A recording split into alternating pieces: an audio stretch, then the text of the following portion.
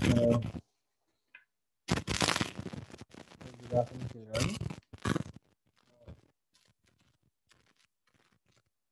Last week we discussed about the literature, O-level literature syllabus and the O-level literature structure of the paper. The syllabus එකයි අපි structure එකයි කතා කරා ගිය සතියේ. අද syllabus එක කොහොමද හැදිලා තියෙන්නේ and ඒ වගේම what is the structure of the paper? paper එකේ structure එක මොකක්ද කියලා අපි ගිය සතියේ discuss කරා. ඔයාලට මම introduction එකක් වගේ කරේ. හරිද? කොහොමද අපි අර syllabus එකේ ඔයාලට මොනවද poems genres ටික කතා කරා. ඊට අමතරව paper එකේ structure එක කොහොමද paper එක ඔයාලට එන්නේ කියලා කතා කළා. හරිද? ඊට අමතරව මම ඔයාලට දාලා ඇති group එකට note එකක් දාලා ඇති group එකට. හරිද? ඔයාලා මේ note එක මේක introduction එකක් poetry වලට. poetry introduction එකක්. ඒ note එක මම ඔයාලට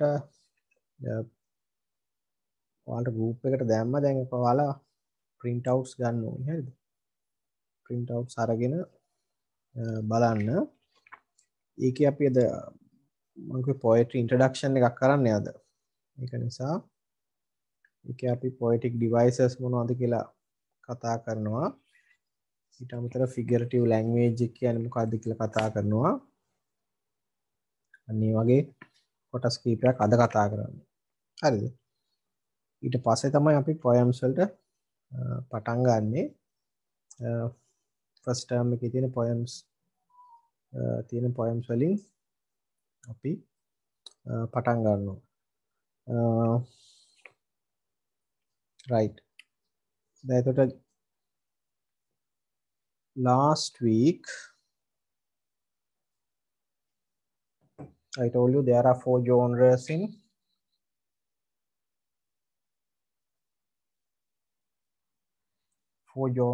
English literature in our syllabus, and those 4 classes are poetry, prose, drama and novel. So from these 4 genres we'll start with the first one, the poetry කියන එකෙන් අපි පටන් ගන්නවා. හරිද? genres හතරෙන් ඔක poetry කියන එකෙන් අපි පටන් ගන්නවා. මොකද හේතුව because there are 20 poems in our syllabus. You have to study 20 poems and it is compulsory. ඒක compulsory මොකද හේතුව ඔයාට ඒක අතාරින්න බෑ. You have to study all the poems. ඔක්කොම poems study කරන්න ඕනේ. right. දැන් බලමු poetry poems වලට පොඩි introduction එකක්. මොනවද poems කියලා කියන්නේ? poems මොන වගේද? ඒක ඔයාලට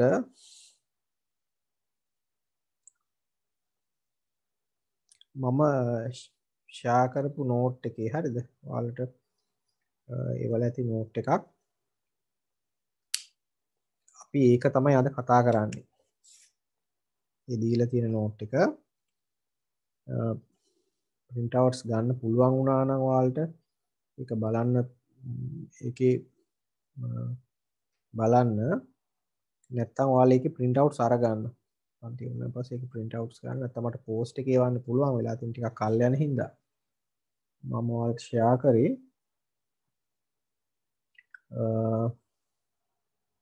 ඔව් ඒක නිසා ඒක print outs අරගන්න.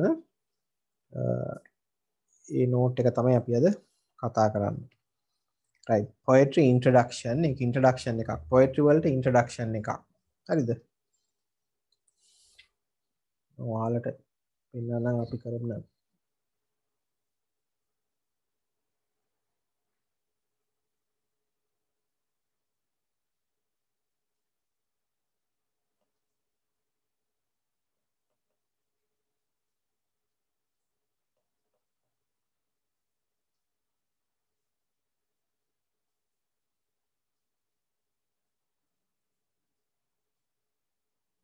ඔව් මෙන්න මේක තමයි ඔයාලට මම ඒවල ඇත්තේ හොඳ නෝට් එක මොකද poetry introduction එකක් ඒකේ point form එකෙන් දීලා තියෙනවා poems ගැන poem එකක් කියන්නේ මොකක්ද ඒකෙන් මොන වගේද කියන්නේ මොන වගේ language එකක්ද අපිට ඒකේ තියෙන්නේ මේ වගේ පොඩි introduction එකක් තියෙනවා point form එකෙන් තියෙන්නේ ඊළඟට යටින් ඊට යටට වෙන්න figure of speech කියන්නේ figurative language එක අපි poems වල අපි ගොඩක් වෙලාවට literary writings වල සාහිත්‍යමය ලියන ඒවායි පාවිච්චි කරන language එක. එතකොට figurative language එකේදී තමයි අපිට poetic devices poetic නැත්නම් literary techniques හම්බෙන්නේ. මේ techniques ගැන තමයි අපි ඊළඟට එකින් එක කතා කරන්නේ. හරිද? ඒ techniques ගැන එකින් එක ඔයාලට පොඩි introduction එකක් තියෙනවා.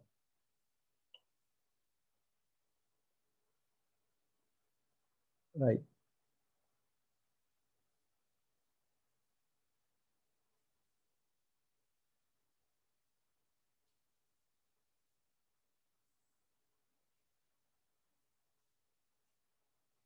right බලගන්න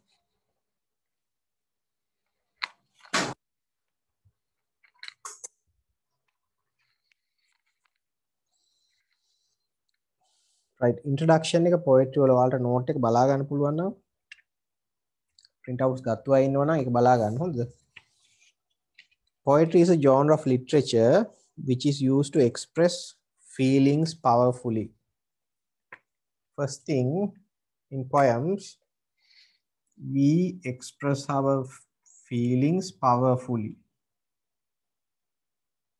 සාමාන්‍යයෙන් poems වල තියෙන දෙයක් තමයි not like an essay එකක් වගේ නෙමෙයි poem එක in a poem we can express our feelings powerfully that is why when some people when they hear a song some people cry සමහර අය අඬනවා හරිද අඬන්න හේතුව මොකද ඒකේ feelings ගොඩක් powerful ඒක නිසා ඒකට එක හේතුවක් poems ගොඩක් powerful feelings ඒ කියන්නේ powerful feelings තියෙනවා ඒක නිසා අර නිකන් අපි රචනයක් ලියනවා ඡේදයක් කියවනවා වගේ නෙමෙයි ඒකට ගොඩක් sensitive හරිද second one poems basically convey the experiences and emotions of the writers second point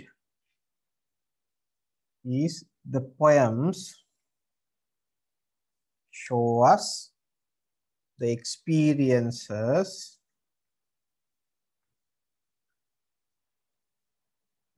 and the emotions of writers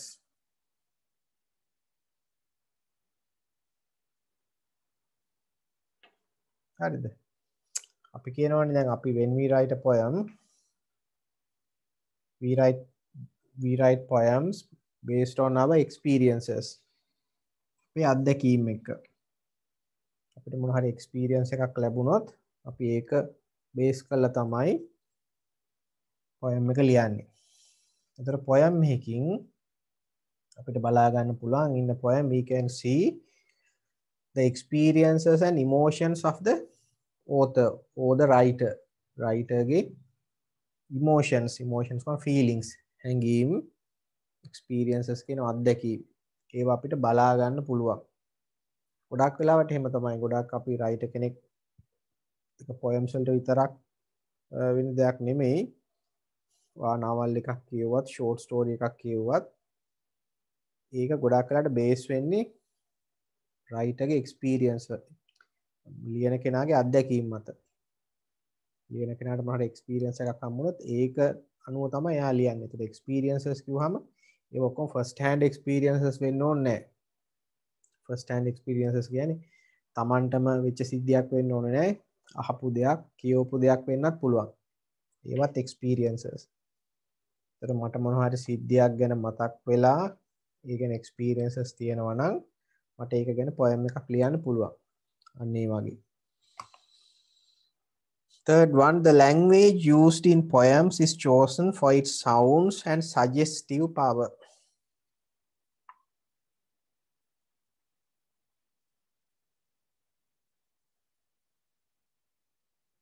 The language used in poems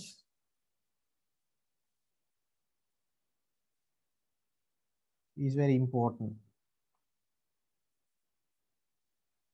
Poems වල අපිට පාවිච්චි කරලා තියෙන language එක. Language එක ගොඩක් important. අපි කියන words, වචන, the words we use in a poem, they are very important. ඒව ගොඩක් වැදගත්. හරිද? ඒ වගේම when we choose words for a poem එකකට වචන තෝරනකොට the writers need to be very considerate. ගොඩාක් සැලකිලිමත් වෙන්න ඕනේ. අපිට ඕන වචන ගන්න බෑ. ඒකයි language කියන්නේ එතන ඒකයි. poem එකට අපිට ඕන වචන ගන්න බෑ. ඒක selective diction එකක් තියෙන. ඒ කියන්නේ වචන අපි කියනවා selective diction එකක්. The writers choose the words that are appropriate for his or her poem. එයාගේ poem එකට ගැළපෙන වචන විතරයි තෝරන්නේ. එහෙම නැති වචන අපි ගන්නෙ නෑ poem එකට. හේතුව the reason is that when we choose words for a poem we consider about the sound effect. අපි සලකනවා sound effect එක. ඔයාලට දැන් paper එකක් ඔයාලගේ language papers වලත් paper එකේ ඔයාලට question poems දෙනවනේ. poem එකක් කියවලා ඒකෙන් questions අහලා මම කියන්නේ literature paper නෙමෙයි language paper එකේ ඔයාලට term test එකට දෙන paper එකක් කියලා හිතමු. ඒතර ඒකෙත් ඔයාලට අන්තිමටම කියනවා rhyming words හොයන්න කියලා. ගොඩක් ඒවයි කියනනේ rhyming words හොයන්න කියලා.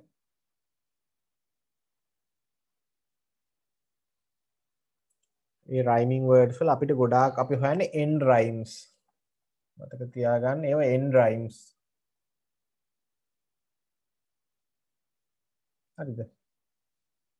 end rhymes කොහොම පේලි අග. පේලි අග තමයි rhyming word එකේ ඉන්නේ. ඉතින් අපි rhyming words ගන්නවා. rhyming words කියන්නේ sounds. ශබ්දනේ ඒවායින් එන්නේ. එක වගේ sounds එන වචන පේලි වල අගට දානවා. ඒ විතර ගොඩාක් ඒවායින් කරන්නේ sound effect එකක් ඇති කරනවා. අපි සිංහලෙන් කියන ශබ්ද රසය කියලා. හරිද? මොකද හේතුව කනට ගොඩාක් හොඳ sounds ඇහෙනවා. හොඳ වචන පාවිච්චි කරොත්. ඒක නිසා තමයි මම අර කලින් කිව්වේ as writers they cannot use every word. හැම වචනයක්ම පාවිච්චි කරන්න බෑ in a poem. හරිද? ඒක තමයි අපිට selective diction. They choose what is appropriate for their poem. ඒ කට්ටිය තෝරා ගන්නවා මොකක්ද හොඳ poem මේ එයාගේ poem එකට ගැළපෙන suitable words ගැළපෙන වචන ඒවා ගලපන්නේ sounds ශබ්දයට අනුව. හරිද? ඒක නිසා ඒකට හේතුව තමයි poems are there to hear. poems තියෙන්නේ අපිට අහන්න. කවි දැන් ඔයාලා songs සින්දු එහෙම අපි කොලයක් බලාගෙන කියවන්නේ නැහනේ. සින්දුවක් වුණොත් අපි අහනවා. එතකොට ඒක ඇහෙන්නේ කනට. ඒක නිසා තමයි වචන තෝරනකොට ඒවයි sound එක කෙනෙක් pronounce කරනකොට ඒවයි sounds වැදගත්. මොකද හේතුව ඒ sounds pleasant හොඳ ප්‍රසන්න sounds එන්න ඕනේ. ඒක නිසා තමයි කිව්වේ අර language එක ගොඩක් important poem එකක් ඉතින් තමයි sounds and the suggestive power කිව්වහම suggest කරනවා කියන්නේ මොන හරි දෙයක් කියනවා ඔයාලට propose කරනවා හරි ඒතර suggestive power කිව්වහම produce powerful feelings කියන එක writers need to use words which produce powerful feelings in the reader's minds.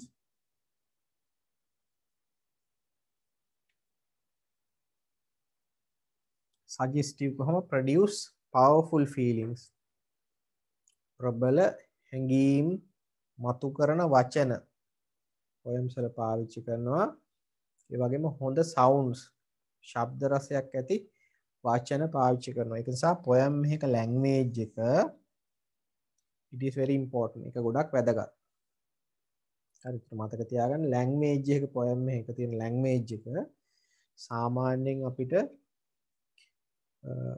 සාමාන්‍යයෙන් අපි newspaper article එකක් කියවනකොට essay එකක් කියවනකොට හම්බෙන වචන වගේ නෙමෙයි. ඊට වැඩිය වෙනස් language එක මම කිව්වේ sound effects තියෙන්න ඕනේ. Suggestive power means the words should be able to produce powerful feelings in the reader. කියවන කෙනා තුළ හොඳ හැඟීම් ඇති කරන්න පුළුවන් වචන වෙන්න ඕනේ.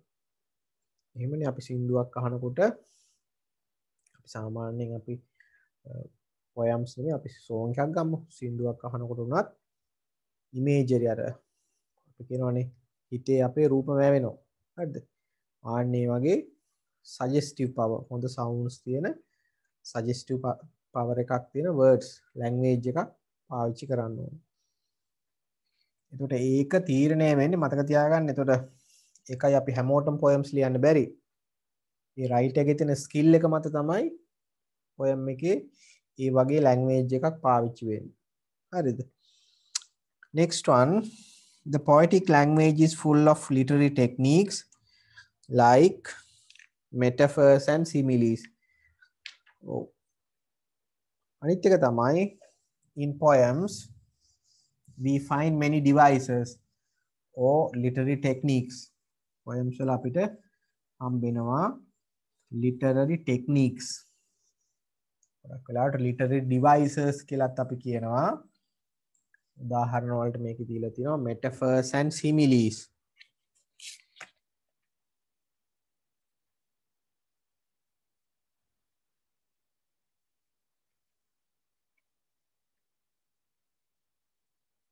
metaphors and similes මේ ඔයාලා අහලා ඇති. similes කියලා අපි කියනවා උපමා වලට. similes කම උපමා metaphors කියන්නේ රූපක. එතකොට උපමා similes හම්බ වෙනවා metaphors තියෙනවා poem එකක් කියනකොට අන්න ඒ වගේ literary devices අපිට හම්බ වෙනවා poem එකක් කියවනකොට. දැන් මේ these two are also literary devices. මේවත් literary devices දෙකක් and we'll explain them later. මේවා ඔයාලගේ note එක ඔයාලට හම්බ වෙනවා තව ඉස්සරහට යනකොට. මොකද අපි මේ devices එකින් එක කතා කරනවා. හරි. ඒතර poem එකක literary devices ඔයාලට හම්බ වෙනවා. Next one, a poem is compressed, brief and vivid. Compressed.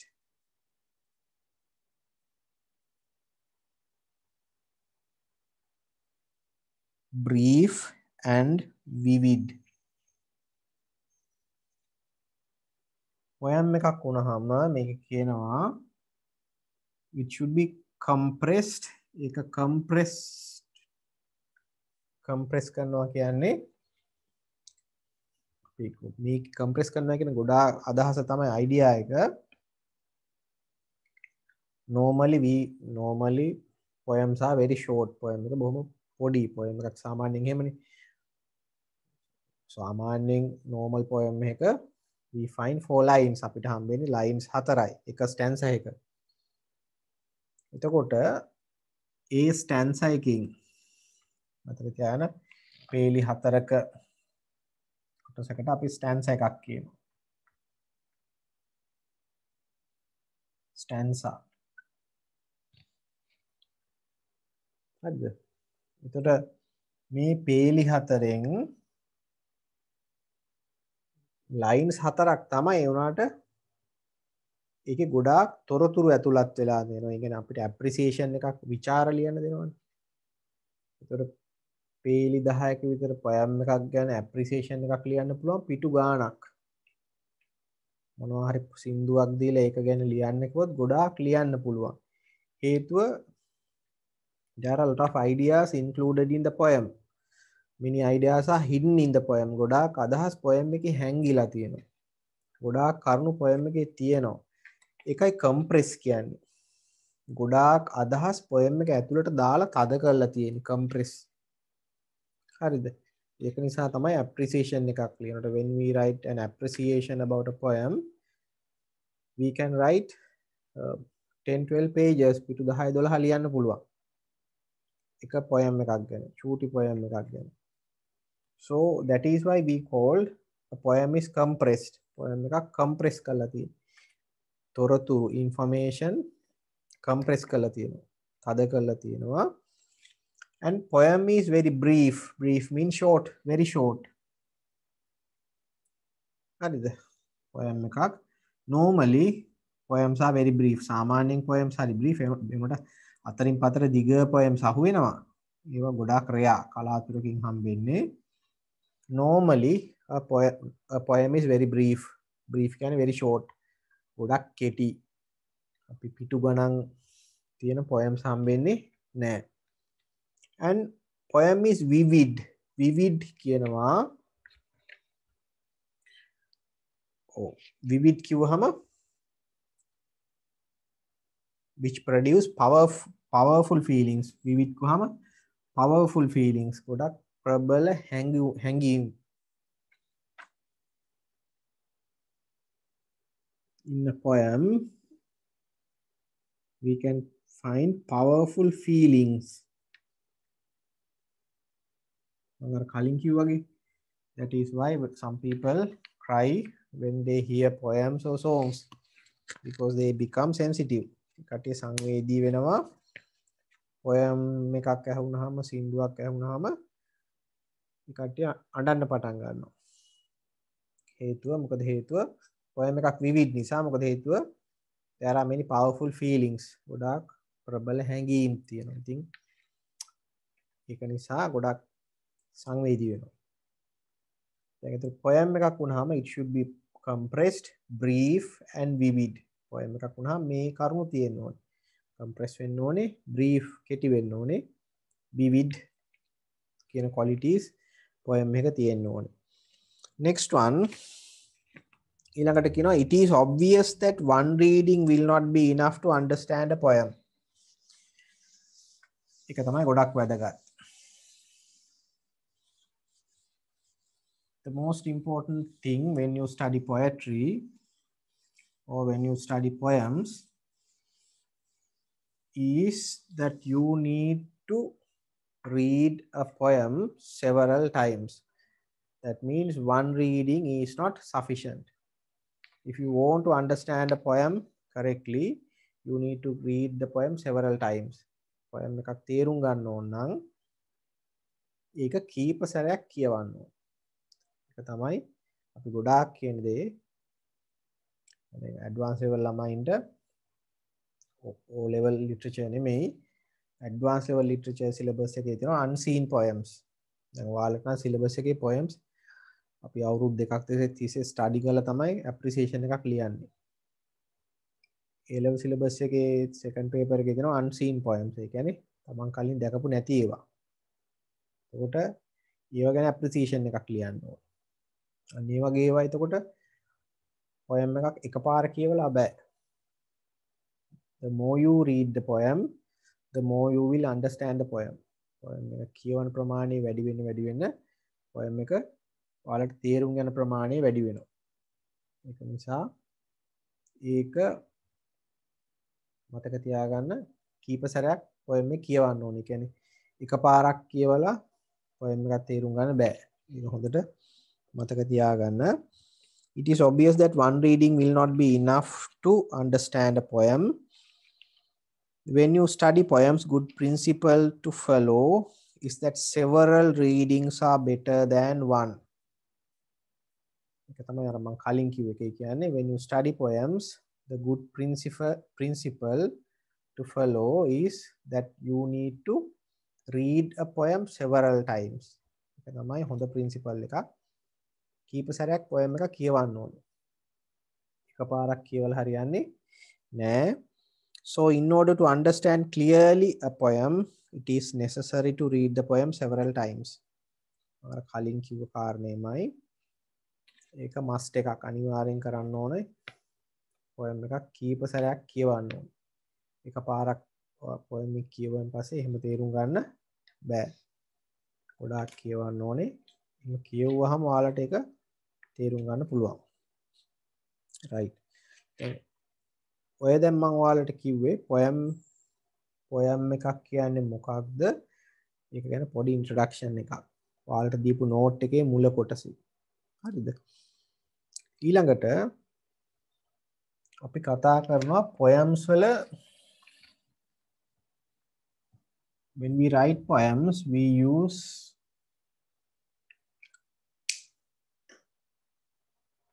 a special language called figurative language.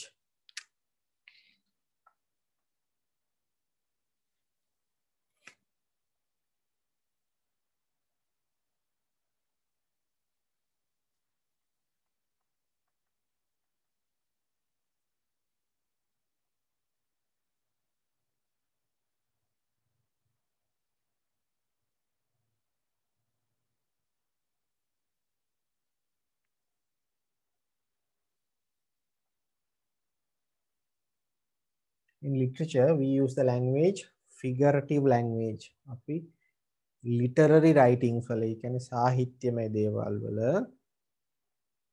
අපි පාවිච්චි කරන special language එකක් තමයි figurative language. And it is somewhat different from the literal language we use in our day-to-day life. Normally we use literal language. සාමාන්‍යයෙන් අපි පාවිච්චි කරන භාෂාව අපි කියන literal language එක. හරිද? හැබැයි poems වල literary writings වල, ඒ කියන්නේ poems වල විතරක් නෙමෙයි, short story, prose passages වල, ඒ කියන්නේ short stories වල ඉන්න පුළුවන්, dramas වල ඉන්න පුළුවන් figurative language. Figurative language කිව්වහම ඒකේ අදහස තමයි idea එක සාමාන්‍යයෙන් normally when we read a sentence, සාමාන්‍යයෙන් අපි වාක්‍යයක් කිව්වහම there is a surface meaning. වාක්‍යයක surface meaning එකක් තියෙනවා. surface meaning කියන්නේ මතු පිට තේරුම. And there is also a hidden meaning. ඒ වගේම සැඟවුණු තේරුමක් තියෙනවා. මතු පිට තේරුමයි hidden idea එකක් වෙන හැංගිච්ච අදහසක්. figurative language කියන්නේ අන්න ඒකට. ඒ කියන්නේ මතු පිට තියෙන idea එක නෙමෙයි. ඒකේ සැඟවුණු යටින් තියෙන වෙන තේරුමක් තියෙනවා. එහෙම තියෙන language එකට තමයි අපි figurative language කියලා කියන්නේ. In literature, සාහිත්‍යයේදී we use figurative language. අපි පාවිච්චි කරන figurative language එක මොකද හේතුව? In literature we do not express our feelings. අපි අර අදහස් surface level එකකින් කියන්නේ නෑ. ගොඩක් වෙලාවට hidden හැංගිලා තියෙන්නේ. ඒකට අපි සිංහල කරනකොට ගන්න ව්‍යංගාර්ථය කියලා. අන්න ඒ වගේ. හරිද? එතකොට figurative language එකේදී තමයි අපි අර techniques ගැන කතා කරන්නේ. ඒ කියන්නේ similes, උපමා, metaphors, රූපක, ඔය වගේ techniques අපි කතා කරනවා. ඒ techniques වලට හම්බෙන්නේ figurative language එකේදී. හරිද? මොකද literal language එකේදී අපි මේ වගේ techniques පාවිච්චි කරන්නේ නැහැ. හරි? right. අපි බලමු මේ techniques එකකින් අපි කතා කරනවා. ඉතින් අපි figurative language එක ගැන පොඩි passage එකක් paragraph එකක් තියෙනවා. එක කියවලා බලමු. Figurative language is a language that uses words and expressions. Those are different from the surface meaning. Figurative language එකේදී we use words and phrases or expressions. Those are different from the surface meaning. ඒවයි surface meaning එකට වැඩිය වෙනස් තේරුමක් තියෙනවා. ඒ කියන්නේ මතු පිට වචනවල මතු පිට තේරුමට වැඩිය අපි කියනවා hidden ideas තියෙනවා. When a writer uses a literal language, he or she is simply stating the facts as they are. Then literal language එකේදී මතක තියාගන්න figurative language එකේදී තමයි hidden ideas තියෙන්නේ. හැඟවිච්ච අදහස් තියෙන්නේ. In literal language එකේදී there are no hidden ideas. හැඟුණු අදහස් නැහැ. කියන්නේ පේන දේ පැහැදිලිව තියෙනවා. ඒකේ වෙන ආපහු යටින් යන වෙන අදහස් නැහැ. ගොඩක් වෙලාවට literal language එක අපි පාවිච්චි කරන ඔය ඔයාලා scientific experiments ගැන කියනකොට ඒ වගේම legal documents වල නීති ලේඛන වල literal language එක පාවිච්චි කරන්නේ. අපි scientific experiment එකක් ගැන ඔයාලා මොන හරි ලියනකොට උපමා රූපක පාවිච්චි කරලා ලියන්නේ නැහනේ. හරිද? උපමා දාලා ලියනවද විද්‍යාව පරීක්ෂණයක් ලියනකොට? එහෙම ලියන්නේ නැහැ. ඒක ඔයාලා පේන දේ ඒ විදිහට ලියනවා. ඒක තමයි literal language එක. legal documents වලත් එහෙමයි. නීති ලේඛනවල ඒත් literal language එක. තියෙන දේ ඒ විදිහට තියෙනවා. හැංගිච්ච අදහස් නැහැ. ඒකට figurative language එකේදී මතක තියාගන්න hidden meaning එකක් තියෙනවා. සැඟවුණු අදහසක් තියෙනවා. Figurative language in comparison uses exaggerations or alterations to make an effect on the reader. And when we compare the figurative language with the literal language, figurative language uses exaggerations. Figurative language එකේදී exaggerations පාවිච්චි කරනවා. exaggeration කියන්නේ technique එකක්. අපි ඒක ඉස්සරහට කතා කරනවා.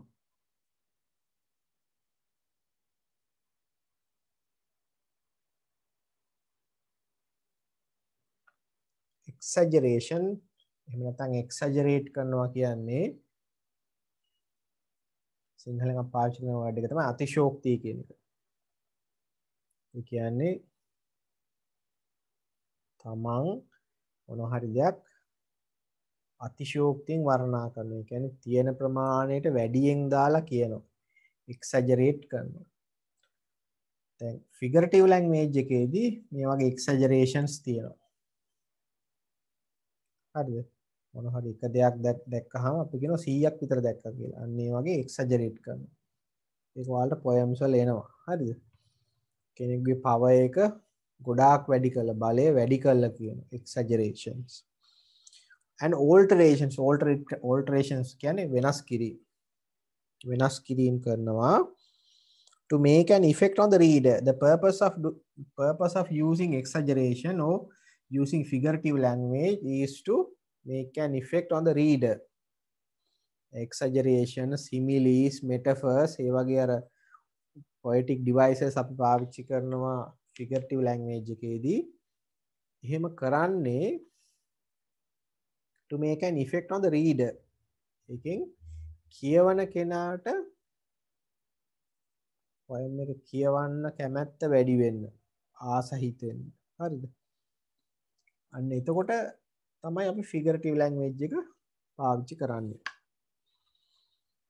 Figurative language is very common in poetry, but it is also used in prose and non-fiction writings as well. And figurative language is very common in poetry. මේ figurative language කියන එක ගොඩාක් අපිට හම්බ වෙනවා poetry වල, poems වල. And it is also used in prose writings as well. ඒ වගේම prose writings අපි කියනවා ගද්‍ය. ඒ කියන්නේ short stories වල, novels වල ඒවයි figurative language එක හම්බෙනවා but poems වල අපිට ගොඩාක් ඒ කියන්නේ මේ නිතරම අහුවෙන එකක් තමයි figurative language. හරිද? ඊට පස්සේ තියෙනවා there are many types of figurative language. Following are some of the literary techniques writers use in their writings.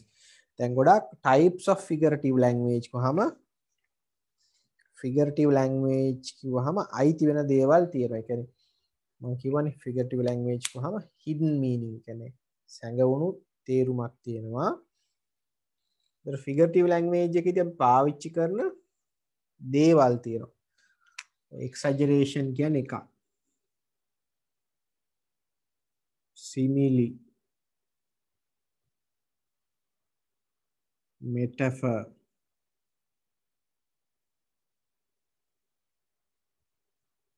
personification,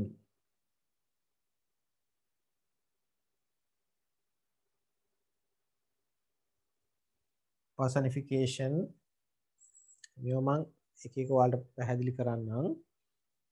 ඊළඟට alliteration,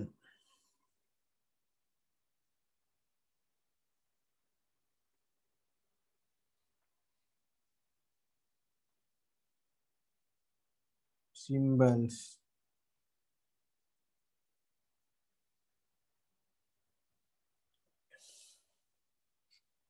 irony, and there are so many techniques. ඔයගේ ගොඩාක් techniques තියෙනවා. දැන් මේ වගේ techniques අපි poems වල පාවිච්චි කරනවා. මොකද හේතුව figurative language එකේදී ඒවා පාවිච්චි කරනවා. හරිද? ඉතින් මේ techniques මොනවද කියලා ඒක තමයි දැන් ඔයාලට මම කෙලීම poem එකක් පටන් ගන්න කලින් කෙලීම මට poem එකක් පටන් ගන්න පුළුවන්. ඊට කලින් මේ techniques මොනවද කියලා මොන හරි අර අපි කියවනේ පොඩි idea එකක්වත් තියෙන්න ඕන. simile එකක් කියන්නේ මොකක්ද කියලා. හරි? අර poem study කරන්න පටන් ගත්තාන් පස්සේ මේවා ඔයාලට ලේසි. මේවා මොනවද කියන්නේ ඔයාලට paper එකේ questions එන්නේ නැහැ මේවයින්. හරිද? උනාට when you study poems you need to know about these techniques. මේවා techniques කියන්නේ දැනන් ඉන්න ඕන poem study කරනවා නම්. හරිද? right අන්න ඒ වගේ එතකොට මේ figurative language එකේදී ඔයාලට මෙන්න මේ දේවල් අහු වෙනවා. similes, exaggeration, metaphors, personification, alliteration, symbols, irony. තව ඔය වගේ ගොඩාක් තියෙනවා. onomatopoeia තියෙනවා, climax, hyperbole. hyperbole කියන්නේ exaggeration තමයි. ඒ වගේ ගොඩාක් assonance, ඒ වගේ ගොඩාක් techniques තියෙනවා. ඔයාලට ඕන තරම් techniques ගොඩාක් තියෙනවා. ඒකෙන් මම අර අපි අපේ syllabus එක අපිට poems වල ගොඩාක් හම්බෙන techniques තමයි මේ ලියලා තියෙන්නේ. හරිද? නැත්නම් ගොඩක් rare ඒවා එහෙම මේකේ ලියලා නැහැ. කලාතුරකින් හම්බෙනවා නැහැ. හරි. right. අනිත් දේ තමයි in literature you must show your knowledge about these terms. ඒක තමයි මම අර කලින් කිව්වේ. if you study poems you need to know about these techniques. techniques ගැන දැනන් ඉන්න ඕන. ඔයාලා ලිටරචර් කරනවා නම් මොකද හේතුව simile එකක් තියෙනවද මොනවද similes කියලා කියන්නේ කියලා ඇහුවොත් ඔයාට ඒක තේරුම් කරන්න පුළුවන් වෙන්න ඕන. It is never sufficient merely to identify and label. අනිත් එක තමයි as students who study English literature study කරන ළමයි විදිහට කියනවා it is not sufficient merely identify and label. ඒ කියන්නේ අපි හිතමු poem එකක් කියවනවා ඔයා. poem එකක් කියවනකොට ඔයා කියනවා මෙතන තියෙනවා simile එකක්. simile කියන්නේ අපි කියන උපමාවක්. මෙතන උපමාවක් තියෙනවා simile එකක්. identify and label කියන්නේ ඒක simile එකක් තියෙනවයි කියලා identify කරලා විතරක් හරියන්නේ නැහැ. ඒ කියන්නේ මෙතන උපමාවක් තියෙනවයි කියලා කිව්වට වැඩක් නැහැ. ඔයාලා poem එකක අර poem එක අපි appreciation එකක් ලියනවනේ. ඒකට appreciation එකේදී ඔයා කියලා හරියන්නේ නැහැ. මෙතන simile එකක් තියෙනවා, මෙතන metaphor එකක් තියෙනවා, මෙන්න මේ line එකේ මෙන්න මෙතන personification එකක් තියෙනවා කියලා කිව්වට වැඩක් නැහැ. ඒකයි අර not sufficient merely identify and label කියන්නේ. අඳුනගෙන ඒක label කිරීම. ඒ කියන්නේ නම් කිරීම ප්‍රමාණවත් නැහැ. මෙතන simile එකක් තියෙනවා. එහෙම කියලා කිව්වට examiners won't give you marks හරිද? ඒතකොට ලකුණු හම්බෙන්නේ නැහැ. if you want to හරිද? ඔයාට ඕනේ නම් අර අපි කියනවනේ high marks ඉහළ ලකුණු වලට යන්න ඔයා කියන්න ඕනේ simile එක මෙන්න මේකයි. You need to answer not what but why. ඔයා නිතරම අහන්න ඕන what. ඒ කියන්නේ simile එක what කියන්නේ මොකක්ද? simile එක කියන එක නෙමෙයි වැදගත්. why කියන එක. ඒ කියන්නේ simile එකක් තියනවයි කියලා කිව්වට වැඩක් නැහැ. Why does the writer use a simile in that position? ඇයි එතන writer simile එකක් පාවිච්චි කරේ කියන එක ඕනේ කියන්නේ. simile එකක් තියෙන්නේ මොකද කියලා නෙමෙයි වැදගත්. ඇයි ඒක පාවිච්චි කරේ? ඒ කියන්නේ ඒ simile එක නිසා simile එක නිසා poem එකට වෙන effect එක මොකක්ද කියලා කියන්න ඕන. හරිද? නැත්තම් අර මේ simile එක නිසා poem එකට වෙන contribution එක මොකක්ද? හරිද? ඒ කියන්නේ simile එකක් තියෙනවයි කියලා කිව්වොත් ඔයාලට ලකුණු හම්බෙන්නේ නැහැ. ඔයාලා ලියන්න ඕනේ ඇයි simile එක පාවිච්චි කරලා තියෙන්නේ කියලා. මේ උපමාව ඇයි පාවිච්චි කරලා තියෙන්නේ කියන එක තමයි ඔයාලා කියන්න ඕනේ. දැන් ගොඩාක් ළමයි answers ලියනකොට හම්බෙන දෙයක් නේ අපිට. ඒ කියන්නේ යා ලියනවා simile එකක් තියෙනවා මෙතන, metaphor එකක් තියෙනවා මෙතන කියලා ලියනවා. ඉතින් examiners won't give you marks. ලකුණු හම්බෙන්නේ නැහැ. හරිද? මම අර කලින් කිව්වා වගේ ඔයාලා නිතරම කියන්න ඕනේ why does the writer use a simile in that position? ඔයාලා කියන්නේ ඇයි writer simile එකක් එතන පාවිච්චි කරේ? අන්න ඒක තමයි ඔයාලා උත්තරේ විදිහට ඒ කියන්නේ ඔයාලගේ ආන්සර් එකේ ඔයාලා නිතරම කල්පනා කරන්න ඕනේ. No examiner will reward you for pointing out that a word is a metaphor. මේක වචනේ මේක metaphor එකක් රූපකයක් කියලා කිව්වට ලකුණු හම්බෙන්නේ නැහැ. Your aim should always be to show how a figure of speech contributes to the poem. මේ figure of speech එක ඒ ටෙක්නික් එක නිසා poem එකට වෙන contribution එක දායකත්වය මොකක්ද කියලා කියන්න ඕනේ. identify කරලා හරියන්නේ නැහැ. ඒකෙන් වෙන දේ කියන්න ඕනේ. poem එක නිසා වෙන දේ මොකක්ද කියලා ටෙක්නික් එක නිසා poem එකට වෙන දේ මොකක්ද? වෙන දේ ඔයාලා පැහැදිලි කරන්න ඕනේ. right. Now the figurative language එක මතක තියාගන්න. figurative language is different from the literal language. In literal language you will find only the surface meaning, but in figurative language there's a hidden meaning. සංගවුණු තේරුමක් තියෙනවා, සංගවිච්ච අදහසක්. And in figurative language you will find these items. when මේවා ඔයාලට figurative language එකේදී හම්බෙනවා similes, exaggeration, metaphors, personification, alliteration, symbols, irony, and there are so many. ගොඩාක් තියෙනවා මේ වගේ ටෙක්නික්ස්. හරිද? ඉතින් ඊට පස්සේ මම අර කිව්වේ මේ ටෙක්නික්ස් අයිඩෙන්ටිෆයි කරලා විතරක් හරියන්නේ නැහැ. ඒවා රයිටර්ස්ලායි පාවිච්චි කරන පර්පස් එක මොකද්ද? ඒකේ අරමුණ මොකද්ද කියලා තමයි ඔයාලා කියන්න ඕනේ. right. ඊළඟට now we are going to discuss the poetic devices. මේ devices එකින් එක අපි discuss කරනවා. මොනවද similes කියන්නේ? මොනවද metaphors කියලා කියන්නේ? First we are going to discuss about similes.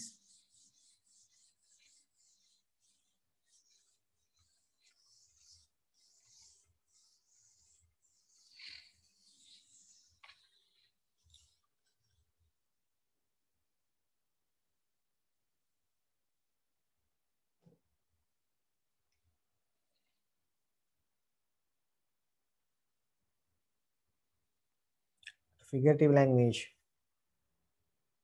කියන එක යටතේ අපි මුලින්ම කතා කරන්නේ poetic devices වලින් similes ගැන.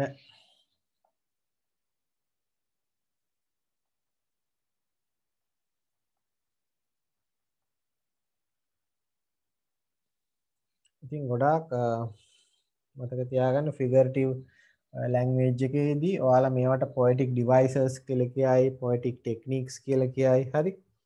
විවිධ නම් වලින් කියයි. ඔය කියන්නේ එතකොට poetic devices ගැනම තමයි. විවිධ නම් වලින් කිව්වත්. Right, first one simile. පළමුවෙන් අපි කතා කරනවා simile එකක් කියන්නේ මොකක්ද?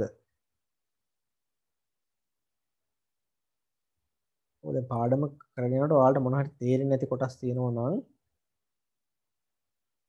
මට මැසේජ් එකක් දාන්න. හොඳ නැත්නම් ඇහුවත් කමක් නැහැ මොනවා හරි තේරෙන්නේ නැති කොටසක් තියෙනවා නම්. Right. Simile is a figure of speech which one thing is compared to another different thing. Now I will take an example. මම උදාහරණයක් ගන්නම්.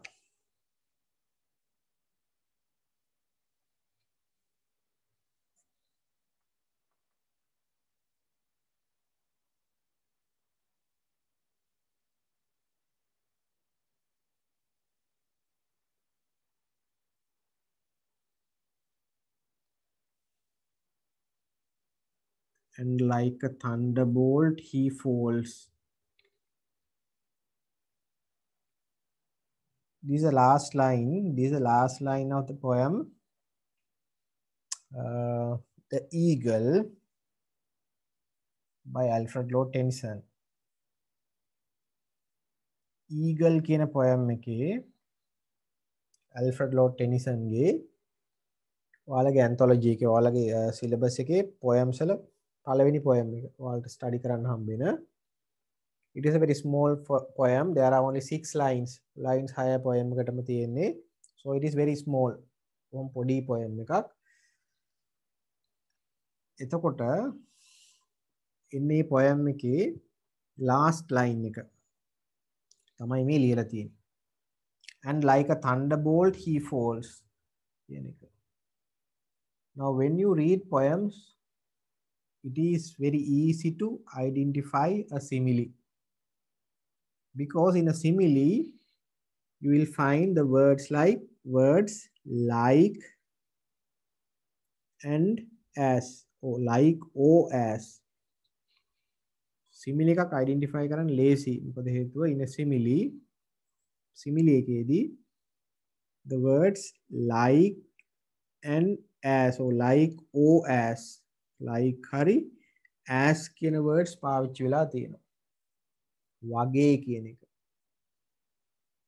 Like a thunderbolt he falls කිව්වහම he falls ඔහු පහළට එනවා like a thunderbolt.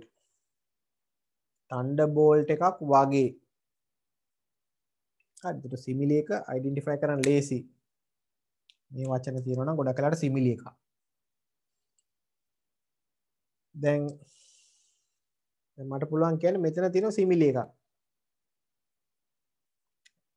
අග්ගල ස්පොට් කරා word එක like තියෙනවා මේක simile කියලා තියෙනවා. ඉතින් මම මගේ appreciation එකෙත් ලියනවා in the last line of the poem Eagle the writer uses very clever simile and like a thunderbolt he falls කියලා මම ලියනවා.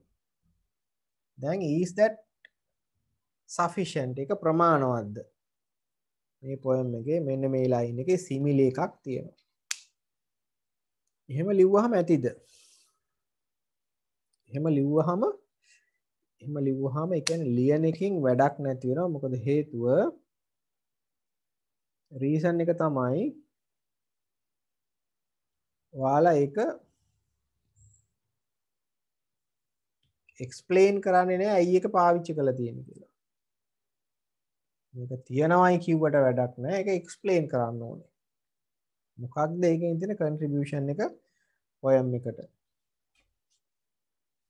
එතකොට බලන්න and like a thunderbolt he falls කියලානේ අපි ලියලා තියෙන්නේ. දැන් මේකෙන් කියවෙන දේ මොකක්ද? Now we know the poem is about an eagle. poem එක eagle කෙනෙක් ගැන. ඒතර මෙතන he කියන්නේ the eagle. හරිද? මේක තමයි poem එකේ last line එක අන්තිම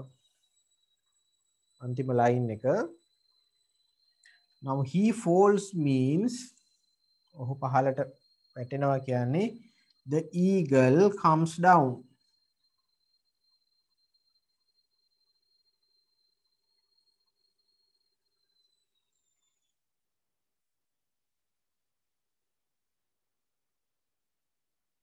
හරිද? The eagle is perched on top of a very high mountain. ගොඩක් කන්ද උඩක ඉන්නේ eagle. on a craggy mountain. මේ වගේ උඩක ඉන්නේ. මෙහි මුහුද. හරිද? මේ poem එකේ තියෙන incident එක කියන්නේ the eagle on top of a rocky mountain and he watches his surrounding very carefully. මෙයා වටපිටාව හොඳට බල ඉන්නවා. and suddenly he comes down. එකපාරට මෙයා එනවා පහළට. so he comes down to catch a prey. ගොදුරක් අල්ල ගන්න තමයි එන්නේ පහළට. හරිද? උඩ ඉඳලා. ඒතකොට the act of eagle මේ eagle ගේ මේ ක්‍රියාව eagle පහළට එන එක writer compare කරනවා to a thunderbolt. writer එක compare කරනවා thunderbolt එකට. thunderbolt කියන්නේ අකුණකට compare කරනවා. ඒකට ඒකේ මොකක්ද එයා කරන්නේ? now the most familiar thing for us අපිට ගොඩාක්ම හුරු දේ තමයි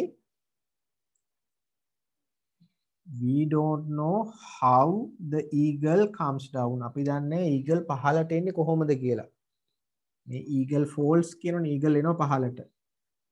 ඒකට ඒක අපි දන්නේ නැහැ. එයා එන්නේ කොහොමද කියලා අපිට idea එකක් නැහැ. but we know about thunderbolts. ඒකට මේක ගැන අපි දන්නවා. thunderbolt එක ගැන. we know that thunderbolts are very destructive. it takes lives. අපි දන්නවා අකුණක් කිව්වහම ගොඩාක් destructive විනාශකාරී. ඒකෙන් ජීවිත නැති වෙනවා. it destroys property. ඒකෙන් දේපල විනාශ වෙනවා. හරිද? so it is a complete destruction. ඒක මහා විනාශයක්. thunderbolt එකක් කිව්වහම. now the writer compares the eagle's act of coming down මේ පහළට එන act එක යා compare කරනවා to a thunderbolt. අකුණකට. මොකද හේතුව he comes down, the eagle comes down to take the life of another creature. මෙයා පහළට එන්නේ තව සතෙක් අල්ලන්න තමයි. eagle. හරිද? එතකොට ඒක distraction එකක් විනාශයක්. ඉතින් writer එක compare කරනවා thunderbolt එකකට. අකුණකට. හරිද? දැන් ඒතර simile එකේදී කරන්නේ in a simile the writer compares two things. සාමාන්‍ය simile එකේදී writer දෙකක් compare කරනවා. මේ compare කරන්නේ අපි දන්න දෙයක් අපි නොදන්න දෙයකට compare කරනවා. ඒ කියන්නේ අපි නොදන්න දේ ගැන අපි දන්න දේ පාවිච්චි කරලා එයා explain කරනවා. the thing we do not know අපි දන්නේ නැති දේ තමයි this thing. මෙන්න මේක. eagle කොහොමද පහළට එන්නේ කියලා අපි දන්නේ නැහැ. මොකද ඒක අපි මේක TV එකෙන් බලන එකක් නෙමෙයි. අපි ඇත්තටම දන්නේ නැහැ eagle කොහොමද පහළට එන්නේ කියලා. but we know about thunderbolts. ඒකට අපි දන්න දේ තමයි thunderbolt එක. එතකොට writer අපිට eagle ගේ මේ පහළට උඩ ඉඳලා එයා පහළට එන එක ගැන අපිට කියනවා අපි දන්න දෙයක් මාර්ගයේ. මොකද්ද අපි දන්න දේ? thunderbolt. හරි. අන්න ඒ වගේ similes කියන්නේ ඔන්න ඕවට. ඒතර simile එකක් ලේසියෙන්ම identify කරන්න පුළුවන් like කියන එහෙම නැත්නම් as කියන words වලින්. හරි. ඒතර in a simile the writer compares one thing to another thing. එක දෙයක් තව දෙයකට compare කරනවා. compare කළා ඒකෙන් අපිට එතකොට අපි දන්න දෙයක් මාර්ගයෙන් අපිට නොදන්න දෙයක් ගැන කියනවා. simile එකේදී එහෙම තමයි වෙන්නේ. උපමාවේදී. right බලන්න. ඔයාලගේ අර මේ පොඩි definition එකක් තියෙනවා simile එක ගැන. Simile is a figure of speech in which one thing is compared to another different thing. Simile එකදී the writer compares one thing to another different thing. එක දෙයක් compare කරනවා තව වෙනස් දෙයකට. The act of eagle. Eagle ගේ ක්‍රියාව. Eagle comes down. පහළට එන එක. He compares it with a thunderbolt. So those two are different things. ඒකට වෙනස් දේවල්. එකනෙකට වෙනස් දේවල්. A simile is an expression of likeness between different objects or events. තව විදිහකට explain කරනවා. simile එකක් කියලා කියන්නේ expression of likeness. සමාන දේවල් ඒ කියන්නේ සමාන qualities දෙකක් කියනවා different objects. ඒ කියන්නේ වෙනස් දේවල් දෙකක් අතර තියෙන සමානකමක් ගැන කියනවා. වෙනස් දේවල් දෙක තමයි එකක් eagle අනිත් එක thunderbolt. වෙනස් දෙන්නෙක්නේ. හැබැයි මේ දෙන්නගේ තියෙන සමානකම තමයි when they come down ඒ අය පහළට එනකොට they bring destruction. අකුණ පහළට පොළොවට එනකොටත් එහෙමයි eagle පහළට එනකොටත් එහෙමයි. That is the similarity. They bring destruction. හරිද? දෙන්න වෙනස් ඒකට ඒක තමයි සමාන. We use simile to make our descriptions more clear to the reader. As and like are commonly used words with similes. We use similes. අපි similes පාවිච්චි කරනවා to make our descriptions more clear. අපේ පැහැදිලි කිරීම වඩා clear. අපි කියන විස්තරය වඩාත් පැහැදිලි කරන්න simile එක පාවිච්චි කරනවා. හරිද? ඒතර eagle මොන වගේ destructive කෙනෙක්ද කියලා විනාශකාරී කෙනෙක්ද කියලා පැහැදිලි කරන්න මේ simile එක පාවිච්චි කරලා තියෙනවා. And as and like are the commonly used words with similes. මම අර කලින් කිව්වා වගේ in a simile we find words like and as. ඒවා ගොඩක් පොදුවේ පාවිච්චි වෙන වචන simile එක. හරිද? එතකොට poetic devices වල first one. පළවෙනි එක අපි discuss කරා simile. simile එකක් කියන්නේ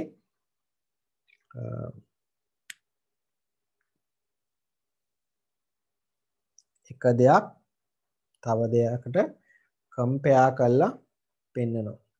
හරිද? සිංහලෙන් අපි කියන උපමා. simile එකක් කිව්වොත් උපමාවක්. Right. The second one metaphor. අපි දෙවෙනිට කතා කරනවා metaphors ගැන.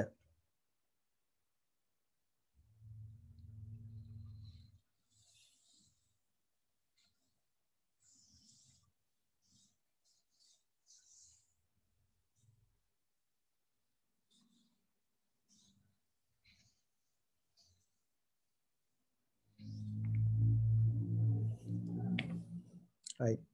Now similes and metaphors are somewhat similar. Similes metaphors කොහම ටිකක් සමානයි. But there is a slight different. ඒකට පොඩි වෙනස්කමක් තියෙනවා.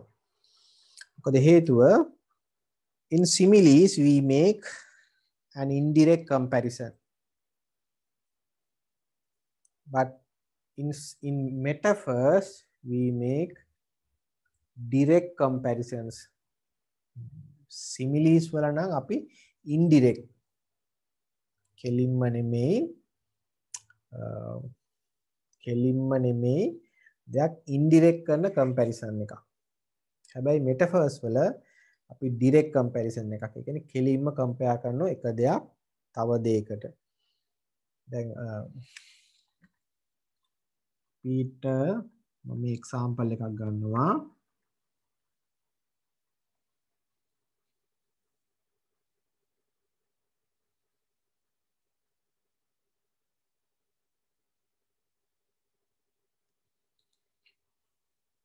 Now, the sea is a hungry dog. Now, this is the first line of the poem, The Sea by J. Reeves. J. Reeves is the writer. The name of the poem is Sea. Sea කියන poem එකේ first line එක. පළවෙනි line එක මේක ඔයාලගේ new syllabus එකේ නෙමෙයි old syllabus එකේ. පරණ syllabus එකේ තිබිච්ච poem එකක්. The sea is a hungry dog. Now, the writer makes a direct comparison between the sea and the dog. මුහුදයි hungry dog. බඩගිනි බල්ලෙකුයි අතර direct comparison එකක් කරනවා. එයා කෙලින්ම කියනවා sea මුහුද කියන්නේ hungry dog බඩගිනි බල්ලෙක්. දැන් මේක simile එකක් වුණා නම් මට මේක විතර ලියන්න වෙන්නේ the sea is like a hungry dog. මුහුද බඩගිනි බල්ලෙක් වගේ. එහෙම කිව්වහම ඒක direct comparison කෙලින්ම compare කරන්නේ නැහැ. මුහුද බඩගිනි බල්ලෙක් වගේ කිව්වහම මේක වෙන්නත් පුළුවන් එහෙම නොවෙන්නත් පුළුවන්. මුහුද බඩගිනි බල්ලෙක් කියලා කිව්වොත් එහෙම එතකොට ඒක කෙලින්ම කියනවා. ඒක අර අදහස ප්‍රබලයි. එතකොට මතක තියාගන්න metaphor එකත් simile එක වගේම comparison එකක් කරන්න. හරිද? එක දෙයක් තව දෙයකට සමාන කරනවා. හැබැයි වෙනස තියෙන්නේ simile එකේදී අපි indirect comparison එකක් කරන්නේ metaphor එකේදී අපි direct comparison එකක් කරන්නේ. හරිද? හේතුව තමයි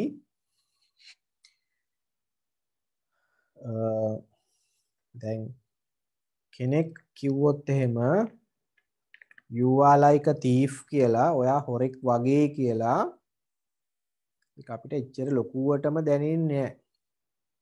හරිද? ඔයා හොරෙක් කියලා කිව්වොත් you are a thief කියලා කිව්වොත් ඒකේ ඉම්පැක්ට් එක වැඩි. ඒ කියන්නේ ඒකේ මොන බලපෑම වැඩි. අන්න ඒ වගේ simile එකකට වඩා metaphor එක powerful. ගොඩක් ප්‍රබලයි. මොකද simile එකේ අපි indirect comparison එකක් කරන. ඒ කියන්නේ කෙලින්ම කියන්නේ නැහැ. හැබැයි metaphor එකේදී අපි direct comparison එකක් කරනවා. ඒ අපි කෙලින්ම කියනවා. ඒක නිසා අර මේකේ තියෙන power එක වැඩි, බලය වැඩි, අනිත් එක දැනෙන ප්‍රමාණයක් වැඩි කියවන කෙනාට. simile එකට වඩා ඔයා හොරෙක් වගේ කියනකොට වැඩි ඔයා හොරෙක් කිව්වහම දැනෙන ප්‍රමාණය වැඩි. හරිද? අන්න ඒ වගේ direct comparison එකක් කරනවා නම් ඒක metaphor එකක්. indirect comparison එකක් කරනවා නම් like හරි as හරි පාවිච්චි කරලා ඒක simile එකක්. හරිද? Right. Metaphor is a figure of speech which says that one thing is another different thing. Metaphor එකක් කියන්නේ like a simile එකක් වගේම we compare one thing with another different thing. එක දෙයක් වෙනස් තව දෙයක් එක compare කරනවා. Metaphor directly says that one thing is something that is literally not. ඒ කියන්නේ metaphor එකේදී අපි කියන එක දෙයක් තව දෙයක් වගේ කියලා ඒ වුණාට ඒ දෙක සමාන නැහැ. උදාහරණයක් විදිහට අපි කියන මුහුද බඩගිනි බල්ලෙක් වගේ.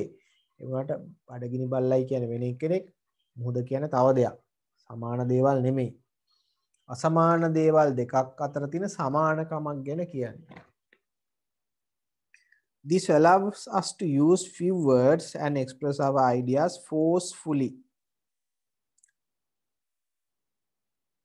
දැන් simile එකට වැඩිය metaphor එකේ තියෙන වෙනස තමයි in a simile we have to use more words. simile එකේ අපිට පාවිච්චි කරන වචන ප්‍රමාණය වැඩි.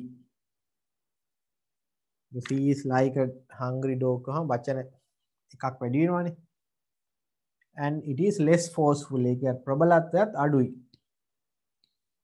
හැබැයි the sea is a hungry dog like නැතුව කෙලින්ම කිව්වොත් metaphor එකක් විදිහට ඒකට අපිට පාවිච්චි කරන වචන ප්‍රමාණය අඩුයි.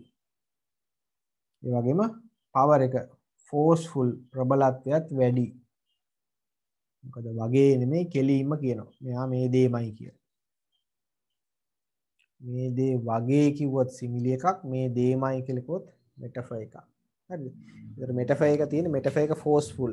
ගොඩක් ප්‍රබලයි. And we can use very less amount of words. වචන අඩු ප්‍රමාණයක් පාවිච්චි කරන්න පුළුවන්. with metaphors. රූපක එක. metaphor කියන්නේ රූපක වලට.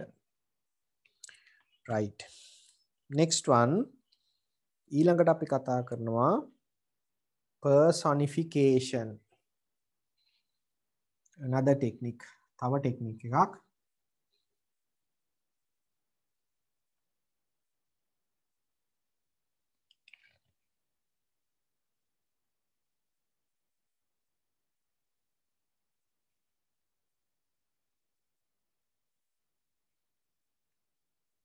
අපි example එකක් ලියලා ඊට පස්සේ ඒක ගැන කතා කරමු.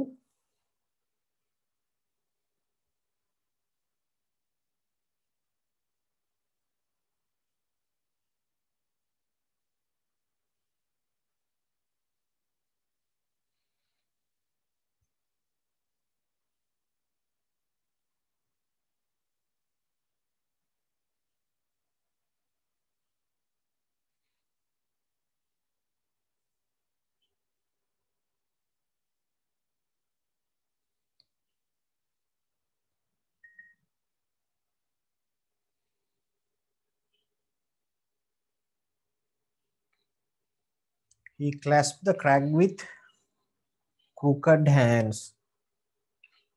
Now this is the first line of the poem, The Eagle.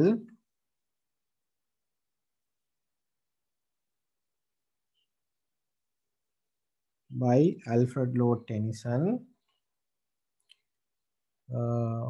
මේක තමයි ඔයාලගේ එතකොට මේ anthology එකේ මම කලින් වගේ first poem එක පළවෙනි poem එක.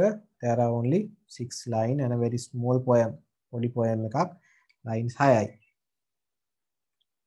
Now the topic is the eagle. So the poem is about an eagle. poem එකකින් කතා කරන්නේ eagle කෙනෙක් ගැන. සතෙක්නේ. ඉතින් අපි eagle දැන් මෙතන he කියන්නේ eagle.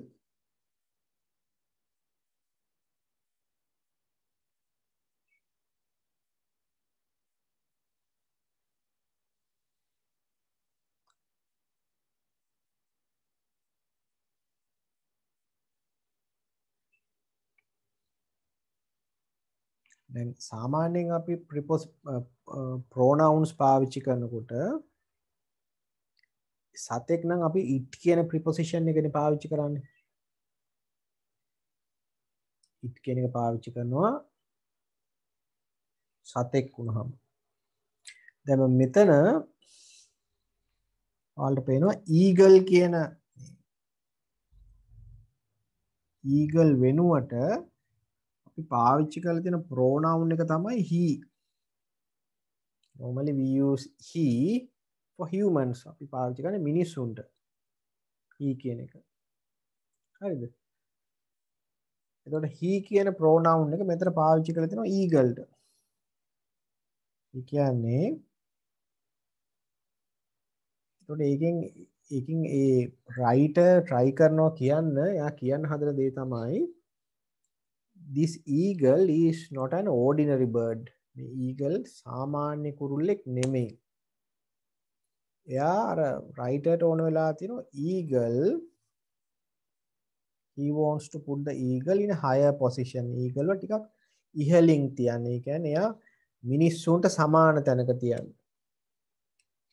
මේ personification එකේ මම මේ කියන්නේ ඒක තමයි අපි කියන personification කියන එක අඳුර ගන්න එක නෙමෙයි වැදගත්. ඒකෙන් කියවෙන දේ මොකක්ද කියලා. හරිද? එතකොට කියන්නේ මේ eagle ordinary සාමාන්‍ය කුරුල්ලෙක් නෙමෙයි. The writer wants to keep the eagle in a superior position. එයාව ටිකක් ඉහළ මට්ටමට ගේන්න. The writer tries to tell us that the eagle is like a human being. මෙයා මිනිසෙක් වගේ.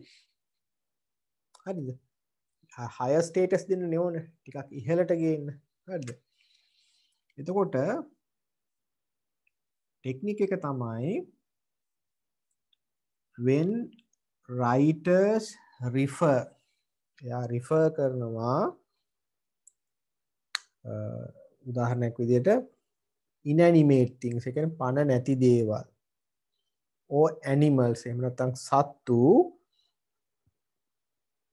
එහෙම නැත්නම් ideas, qualities, අදහස්, ඒවා ගැන කතා කරනවා as if they were human beings. ඒවා හරියට මිනිස්සුයි කියලා හිතලා පණ නැති දේවල් වලට සත්තුන්ට මිනිස්සු විදිහට සලකලා කතා කරනවා.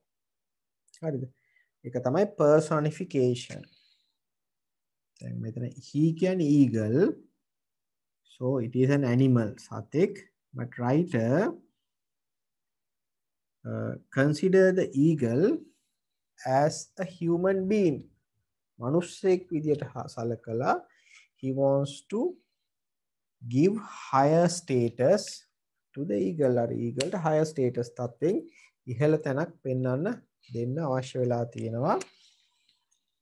ඒක තමයි personification. තව මේ first line එක අගට යන hands කියලා තියෙනවා. We know birds don't have hands. කුරුල්ලන්ට අත් නැහැනේ. සාමාන්‍යයෙන් ඒතකොට ඒක personification එකක්. හරිද? අන්න ඒ වගේ පණ නැති දේවල් වලට එහෙම නැත්නම් සත්තුන්ට මිනිස්සු විදිහට සලකලා කතා කරනවා නම් ඒක personification එකක්. හරිද? එතකොට ගොඩාක් වෙලාවට අර standards කියන්නේ තත්ත්වයේ ඉහළ දාන්නේ කට්ටියගේ. අපි දැන් මේ poem එක කියවුවාම අපි දන්නවනේ writer ගොඩාක් eagle ව higher status එයාගේ තත්ත්වයෙන් ඉහළට අරන් එනවා poem එකේදී. ඒ කියන්නේ එයාට ඉහළ තත්ත්වයක් දෙනවා. ඉතින් ඒකට මේ personification එකත් එයා උදව් කරගෙන තියෙනවා. right. බලා ගන්න ඒකේ මම definition එක, this is a special kind of figure of speech in which inanimate objects, the abstract ideas or qualities are spoken of as they were human beings or living beings. Inanimate objects පණ නැති දේවල්, ඒ වගේම abstract ideas කිව්වහම abstract nouns තියෙනවනේ. ඒ කියන්නේ අර අපිට අල්ලලා බලලා පෙන්වන්න බැරි ඒවා. abstract ideas, love කියන එක, kind, කාරුණාව, avarice, ලෝභකම. හරිද? අන්න ඒ වගේ ඒවා qualities, ඒවා abstract ideas. ඒවටත් පුළුවන්. ඒවත් පණ තියෙන දේවල් විදියට සලකලා අපිට he, she කියලා පාවිච්චි කරන්න පුළුවන්. As if they were human beings. මිනිස්සු විදියට සලකලා ඒවට කතා කරනවා. In this technique, life and intelligence are given to lifeless objects or abstract ideas. ඒ කියන්නේ life and intelligence. ජීවය, බුද්ධිය කියන එක. දැන් මෙයා සතෙක් වුණාට මෙයාට life and intelligence අර මිනිස්සෙක් විදිහට සලකලා කතා කරන්න ගියාම මොකද එයාගේ තත්ත්වය ඉහළ යනවා කියලා. එයාට ජීවිතය life එක එනවා. ඊට අමතරව එයාගේ esteem එක, quality එක ඉහළ යනවා. මොකද සතෙක් නෙමෙයි මිනිස්සෙක් විදිහට කතා කරන හින්දා. right, next one, alliteration.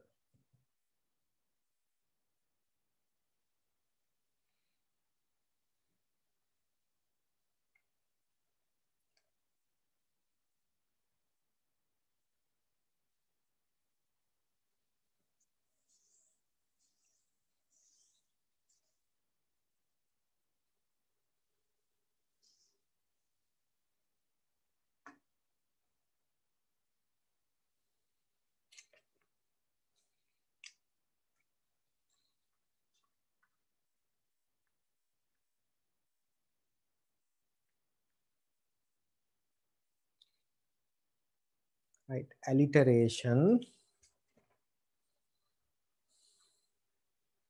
Now I'll write an example, a line from a poem. Mother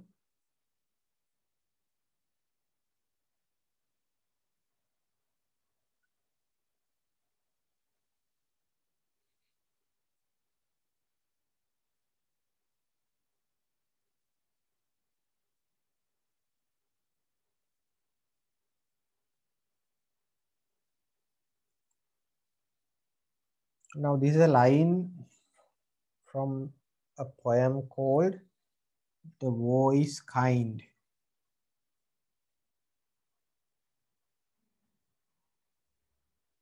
You will study this poem when you are in grade 11. War is Kind by Stephen Crane. Now the poem is about the destructive nature, the destruction of war. It is about the destruction of war. In the poem, the writer tries to tell us that war takes lives, it destroys families, it destroys property. So the war is destructive. යුද්ධය විනාශකාරී කියලා තමයි poem එකේ කියන්නේ. The title is ironical. Again, title එක ඒකේ අනිත් පැත්ත. War is kind. යුද්ධය කාරුණිකයි වගේනේ.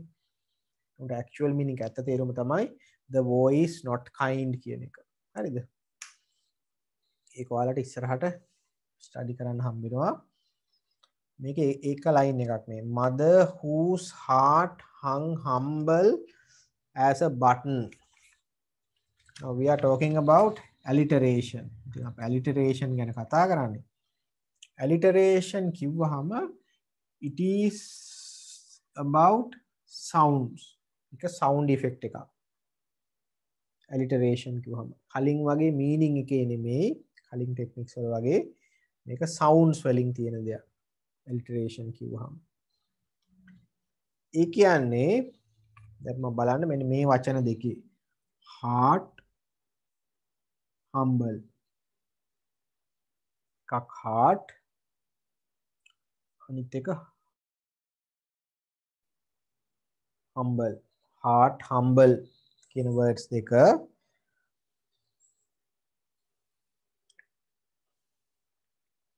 දැන් මෙතන බලන්න මේ words දෙකේ heart කියන එකේ the first letter is H. පළවෙනි letter එක H. And the next word humble, the first letter of the word humble is also H. ඒකෙත් H අකුරක්. හරිද? එතකොට alliteration කිව්වහම ඒකේ අදහස තමයි repetition of the same consonant sound at the beginning of two or more words in a line. පේලියක වචන දෙකක් හෝ ඊට වැඩි ප්‍රමාණයක එකම consonant sound එක වචනේ මුලට යෙදෙනවා. හරිද? consonant sounds පටලව ගන්න එපා. මේ කතා කරන්නේ vowel sounds ගැන නෙමෙයි, consonant sounds ගැන. vowel sounds කොහම a e i o u vowel sounds. හරි? vowel sounds ගැන නෙමෙයි, consonants ඒ කියන්නේ ව්‍යංජන. vowels කොහම ස්වර, consonant sounds කොහම ව්‍යංජන. consonant sounds එක ළඟ වචනවල එක පේලියක consonant sound එක මුලට ආවොත් මේ තියෙන consonant sound එක H එකම consonant sound එක මුලට ආවොත් අපි කියනවා alliteration කියලා. හරිද? ඒතර alliteration වලින් කරන්නේ මතක තියාගන්න ඒක මම කලින් කිව්වා වගේ meaning එකේ වෙනසක් වෙන්නේ නැහැ. තේරුමේ වෙනසක් වෙන්නේ නැහැ. It is about sounds. ඒක sound effect එකක්. වාගේ කනට ඇහෙන දේ තමයි ඒකෙන් වෙනස් වෙන්නේ. අර her කියලා hung heart. ඔව් මෙතන තව එකක් එනවා.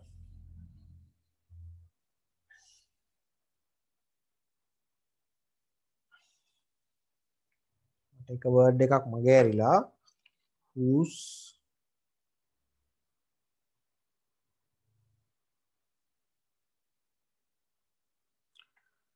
whose heart hung humble. her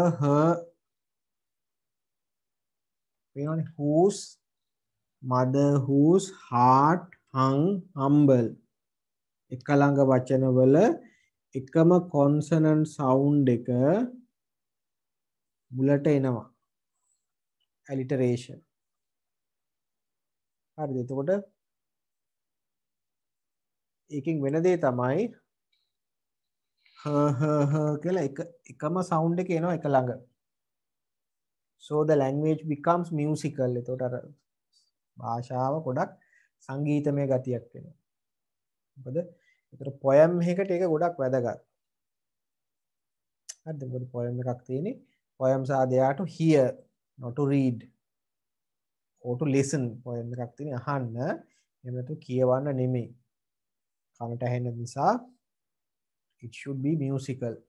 ඒක music ගතියක් තියෙන්න ඕනේ. ඒ නිසා මතක තියාගන්න alliteration කිව්වොත් එහෙම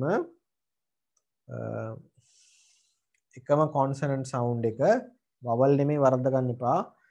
එකම consonant sound එක ව්‍යංජන ශබ්දය එක ළඟ වචනවල යෙදෙනවා නම් එක පේලියක එතකොට ඒක alliteration. sound effect එකක් මතක තියාගන්න. ශබ්දය රසයක්. හරිද? ශබ්ද රසයක්. තේරුම නෙමෙයි වෙනස් වෙන්නේ ශබ්දය. right, next one. අපි කියවලා ඉමු. alliteration consists in the repetition of the letters or the same consonant sound at the beginning of two or more words in a line. Alliteration consists සමන්විත වෙනවා repetition of the letters or the same consonant sound. එකම consonant sound එක එක ළඟ වචනවල එක පේලියේ repeat වෙනවා නම් නැවත නැවත යෙදෙනවා නම් it is alliteration. In this way language becomes musical. ඒ විදිහට ගත්තාම language එක ගොඩක් musical. ඒ කියන්නේ අපි කියනවා අර සංගීතමය ගතියක් එනවා. right, next one, imagery.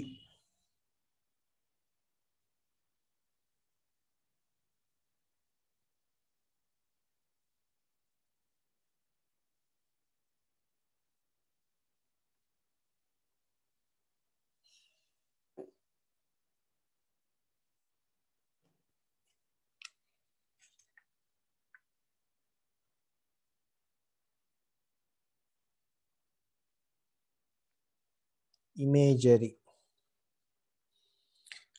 Now imagery is a very strong literary device. ගොඩක් ශක්තිමත් ප්‍රබල literary device එකක්.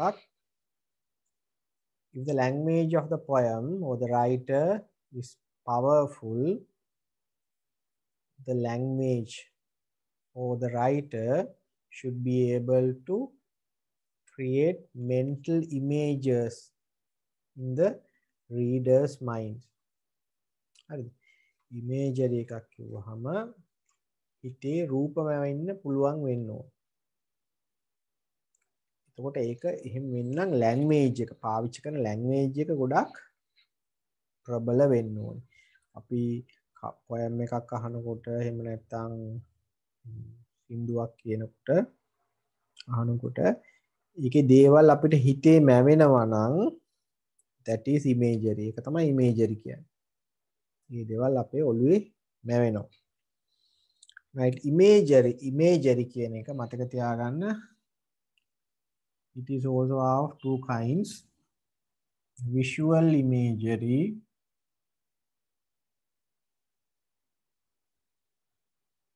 and auditory imagery.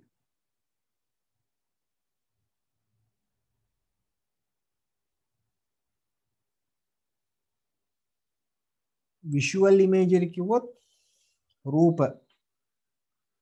චිත්ත රූප ඇති කරන ඔළුවේ හිතේ රූප මවනවා. auditory imagery කිව්වොත් auditory කියවම කනට අපි ඇහෙන දේවල්. එතකොට sounds මතක් කරවනවා. ඒක ශබ්ද අපිට මතක් කරවනවා. ඒක auditory imagery. හරිද? මොන හරි දෙයක් මාර්ගෙන් right මොන හරි ශබ්දයක් අපිට මතක් කරවනවා. මොන හරි දෙයක ශබ්දය හරි කුරුල්ලෙක් කෑ ගහන ශබ්දයක් අපිට මතක් කරවනවා. නේද? ඒක auditory imagery එකක්. ඒතකොට imagery කියන එක කොටස් දෙකයි. right. ඒක බලා ගන්න. In literature, one of the strongest devices is imagery, wherein the author uses words and phrases to create mental images for the reader. Okay, mental images. මානසිකව රූප ඇති කරනවා කියවන කෙනාගේ හිතේ. Imagery helps the reader to visualize more realistically the author's writings. Imagery එකෙන් උදව් වෙනවා කියවන කෙනාට අර writer කියන දේ හිතේ visualize කරගන්න. ඒ කියන්නේ writer කියන දේ හිතේ මවා ගන්න උදව් වෙනවා. writer මොනවා හරි හිතමු මොනවා හරි pleasant incident එකක් හරි ප්‍රසන්න සිදුවීමක් විස්තර කරනවා නම් ඒක අපේ හිතේ මැවෙනවා. ඒකට ඒක තේරුම් ගන්න පහසු වෙනවා. ඒක තමයි imagery. ඉතින් imagery කොහම ඒක language එක ගොඩක් the language used in the poem should be very powerful in order to create mental images. So the writer needs to be very skillful. ලියන කෙනා ගොඩක් හැකියාවන් යුක්ත කෙනෙක් වෙන්න ඕනේ. يعني හැමෝටම එහෙම language එක use කරන්න බෑනේ. ඒකට ඒ ලියන කෙනා ගොඩක් හොඳට language එක use කරන කෙනෙක් වෙන්න ඕනේ. right. Next one, onomatopoeia.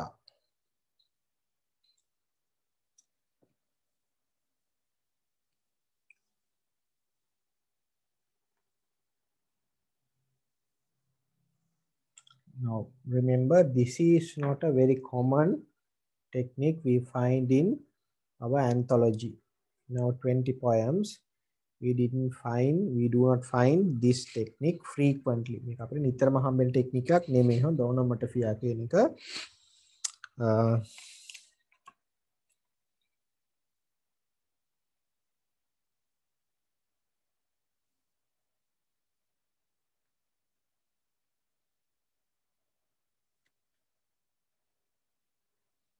onomatopoeia. Now onomatopoeia කියලා කියන්නේ මතක තියාගන්න මොනවා හරි දෙයක natural sound එක. ඒ කියන්නේ ස්වභාවික sound එක writer imitate කරනවා. අපිට කියනවා using words. Writer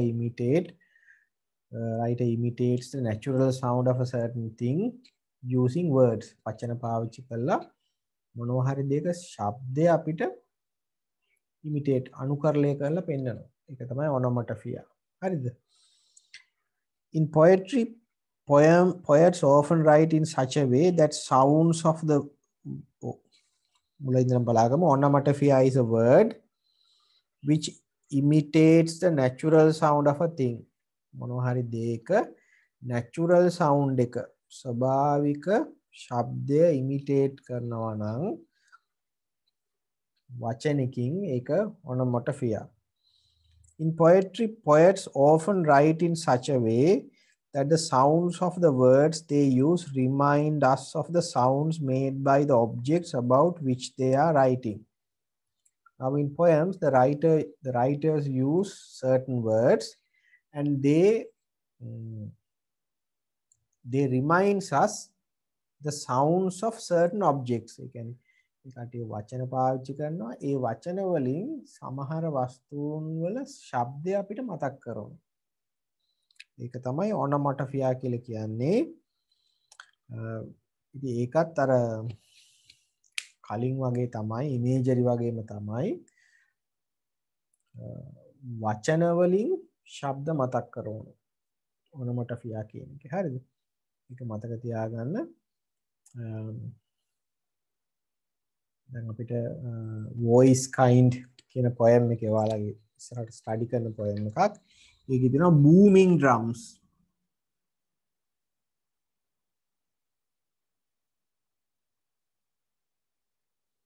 booming drums කොහම we feel that sound. අපිට drum වල ශබ්ද එනවා booming drums. හරිද? අන්න ඒ වගේ certain words remind us the actual sound of certain objects. සමහර වස්තු වල ශබ්දය සමහර වචන වලින් අපිට මතක් කරවනවා. එහෙම වුණාම ඒකට අපි කියනවා onomatopoeia කියලා. මතක තියාගන්න අර මම කලින් කිව්වා වගේ this is not a technique you will find frequently when you study poems in your anthology. So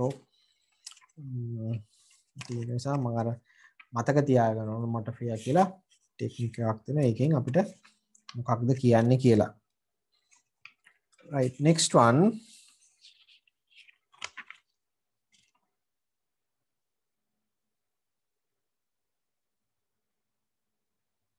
අපි ඊළඟට කතා කරනවා assonance.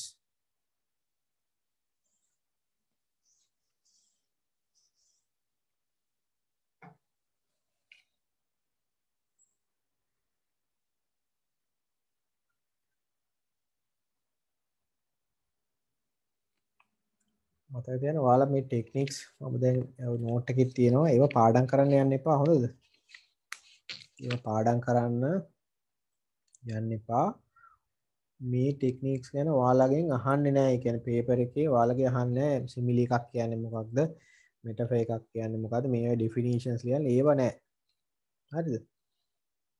ඔයාලට මම අර ඔක දීලා තියෙන්නේ නිකන් කියවලා සිමිලි එකක් මොකක්ද කියන්නේ මොකක්ද? මෙටාෆර් එකක් කියන්නේ මොකක්ද කියලා මතක් කරගන්න. ඒ කියන්නේ ඔයාලා තේරුම් ගන්න තමයි ඔක දීලා තියෙන්නේ. එහෙම නැතුව ඔයා පාඩම් කරන්න යන්න එපා. මොකද හේතුව පේපර් එකේ ක්වෙස්චන්ස් එන්නේ නැහැ ඕවයින්. අපිට පේපර් එක හැදෙන්නේ ඔයාලගේ සිලබස් එකෙන්. ඒ කියන්නේ poems වලින්, short stories වලින්, dramas වලින් ඒ වයින් තමයි. novel එකකින් ඒ වගේන් තමයි හැදෙන්නේ. හරිද?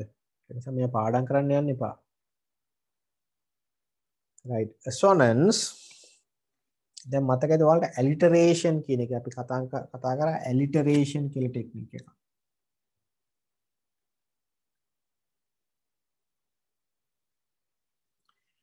alliteration කියන එකේදී අපි කතා කරේ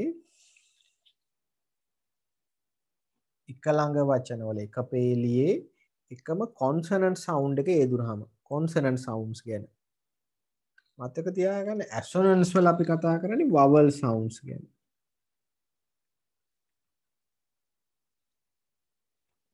alliterations වල අපි කතා කරන්නේ alliteration එකක් කියවම consonant sounds ව්‍යංජන අකුරු ගැන.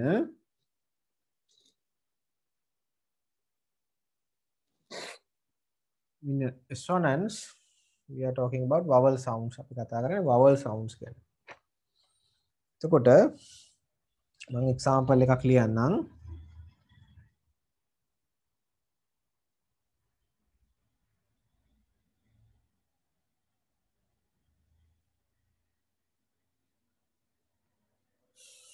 මම නිකන් ලයින් එකක් ලිව්වා. පේලියක් men sell wedding bells. men sell wedding bells. දැන් මේ ලියලා තියෙන ලයින් එකේ බලන්න එක ළඟ වචනවල එකම තැන බලන්න sell men කියන එකේ second letter එක e. sell වලත් second letter එක e. wedding කියනකොට second letter එක e. bells කියනකොට second letter එක e.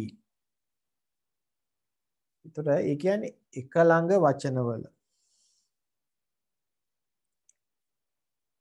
එකම තැන, ඒ කියන්නේ දෙවනි තැන, second place එකේ දෙවනි තැන එකම vowel sound එක එනවා and starting with a different consonant sound. ඒ කියන්නේ පටන් ගන්න වෙන consonant sound එකකින්. මෙතන m s w p වෙනස් consonant sounds වලින් පටන්ගෙන එකම තැන එක ළඟ වචනවල එකම තැන එකම vowel sound එක එනවා නම් ඒක assonance. Like alliteration, this is also a sound effect. මේකත් sound effect එකක් alliteration එක වගේම. අපි කියවනේ alliteration කිව්වහම consonant sounds එකම consonant sound එක repeat වෙන එක කියලා. assonance වල අපි කතා කරන්නේ එකම vowel sound එක repeat වෙනවා නම් ඒක assonance. හරි. ඒකත් කලින් වගේම sound effect එකක්. meaning එකට නෙමෙයි ගොඩක් බලපාන්නේ sound එකට. හරිද? right බලන්න. assonance is the repetition of a vowel sound. In assonance, certain vowel sounds are repeated in two or more words close to one another. එක ළඟ වචනවල එකම vowel sound එක repeat වෙනවා. Assonance takes place when two or more words close to one another repeat the same vowel sound starting with different consonant sounds. වෙනස් consonant sound එකකින් පටන්ගෙන එකම තැන එකම vowel sound එක repeat වෙනවා නම් ඒක assonance. හරිද? එකම තැන වෙනස් consonant sound එකකින් පටන්ගෙන එකම තැන එකම vowel sound එක repeat වෙනවා. ඒකට assonance. right.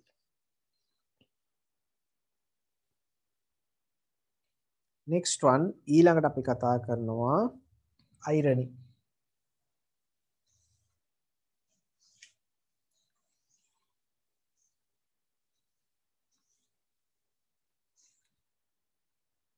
මොකක්ද irony කියලා කියන්නේ? ඔයාලට මේක ගොඩාක් අහුවෙන ටෙක්නික් එකක් irony.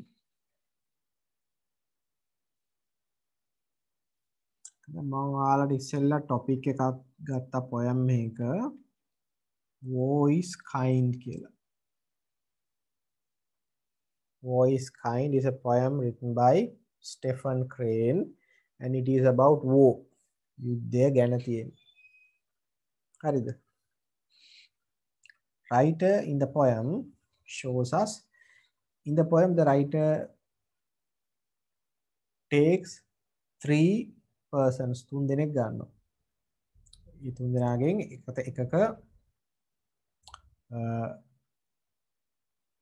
a lover ආදරවන්තයෙක් he dies in the battlefield, යුද්ධෙදි මැරෙනවා.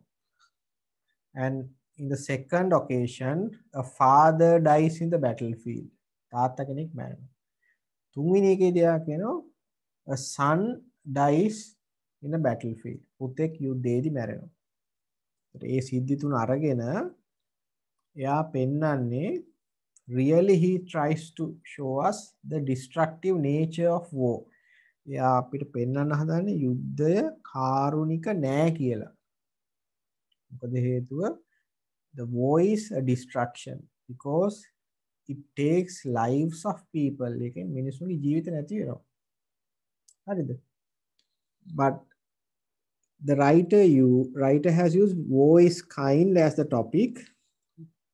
යා topic එක විදිහට war is kind කියලා ලිව්වට actually in reality a war is not kind. ඇත්තට ගත්තාම war එක කරුණාවන්ත නෑ. ඉතින් අපි කියනවා මේ topic එක ironical කියලා. the topic is ironical. මොකද හේතුව ඒ පෙන්නන දේ කියන දේ opposite එක තමයි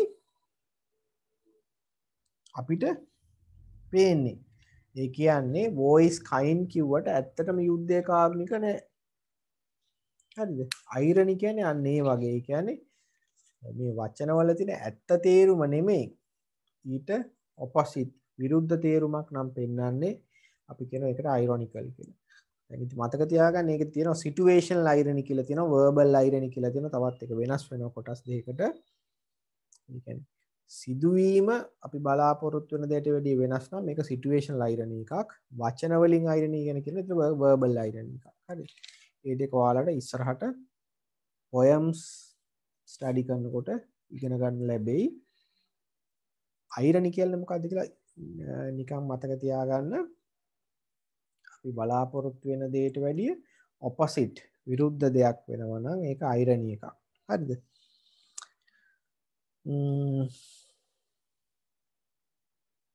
ඔය කියන්නේ අපි අදහස් කරන තේරුම ඇත්ත තේරුමට වැඩිය වෙනස්.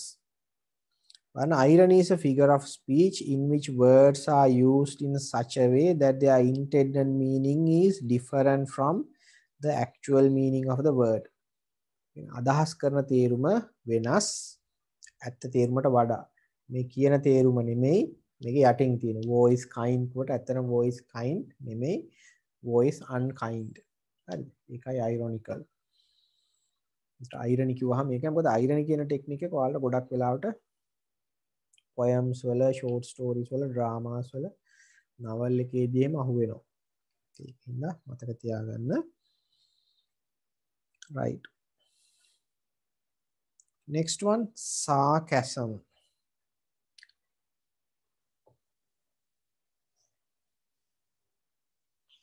sarcasm කියලා අපි උපහාසය කියලා කියන්නේ sarcasm.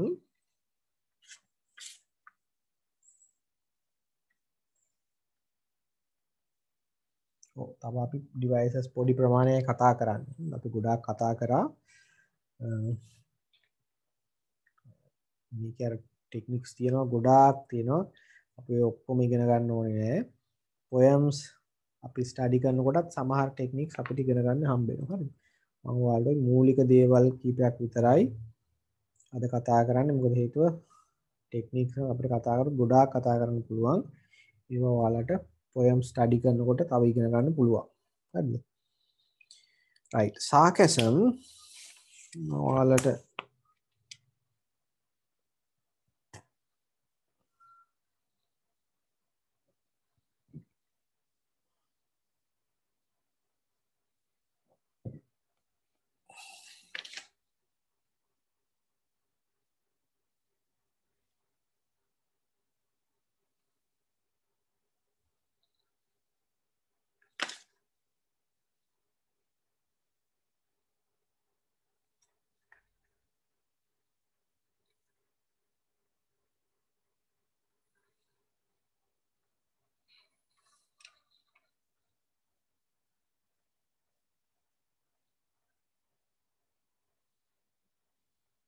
now this is an extract from the poem A Worker Reads History.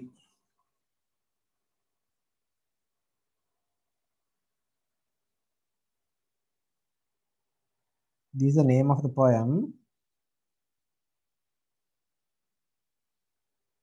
A Worker Reads History by Bertolt Brecht.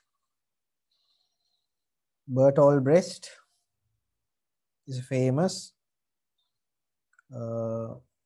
writer, famous writer කෙනෙක්. ඔයාලා අහලා තියෙන drama එකක් The Caucasian Chalk Circle.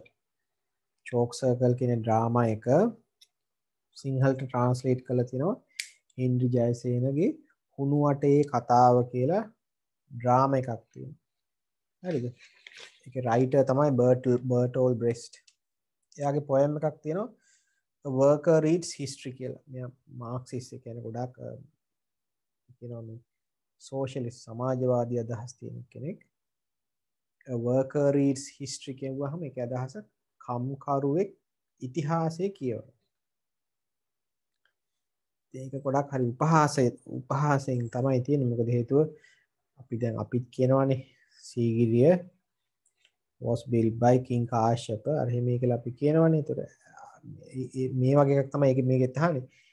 ඇත්තටම කාශ්‍යප රජතුමාද ඒක හැදුවේ. එහෙම නෙමෙයිනේ. ඒකට ඒක අදහස් සාමාන්‍ය අයිඩියා එක තමයි. ඒකේ වැඩ කරන අය තමයි ඒක හැදුවේ. හරිද? දැන් මේකෙත් අහන මේක දිග පොයම් එකක්. ඒකෙත් එක තැනක තියෙනවා young Alexander conquered India. Alexander emperor අධිරාජ්‍යය. හරිද? young Alexander conquer කරගන්න වෙන්නේ යටත් කරගන්නවා. conquered India. He alone අහන්නේ එයා තනියම දේ වැඩේ කරේ. ඒකේ අදහස උපහාසයෙන් කියන්නේ එයා නෙමෙයි මේ වැඩේ කරේ. හරි. He didn't conquer India alone. It was done by the soldiers. ඒක කරේ සෙබළු. හරිද?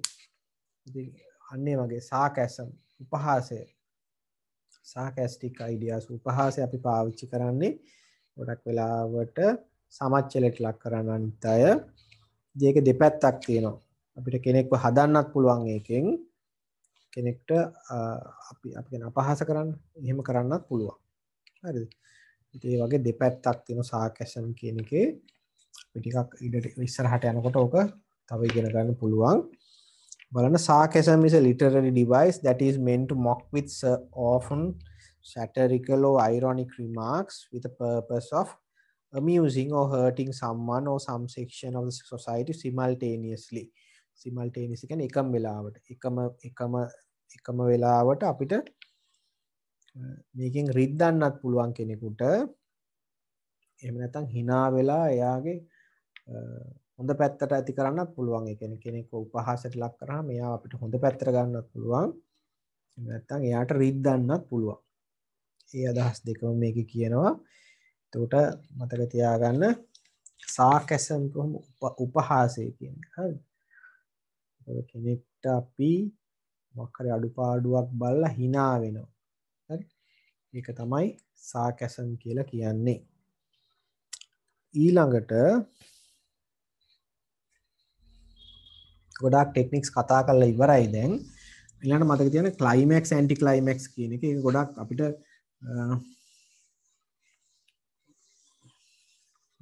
ප්ලොට් එක ඩ්‍රාමාස් වල තමයි මේක දකින්නේ. මතක තියාගන්න අපි දැන් when we read a story or a drama, it starts with a conflict. අපි ඩ්‍රාමා එකක් පටන් ගන්නකොට conflict එකකින් පටන් ගන්න ඕනේ. conflict එකක් කිව්වහම not a physical conflict එක මේ අතින් පයින් ගහගන්න එකක් නෙමෙයි. conflict of ideas කියන එක. අදහස් අතර ගැටීමක් තියෙන්න ඕනේ. ඉතින් ඊට පස්සේ මොකද වෙන්නේ?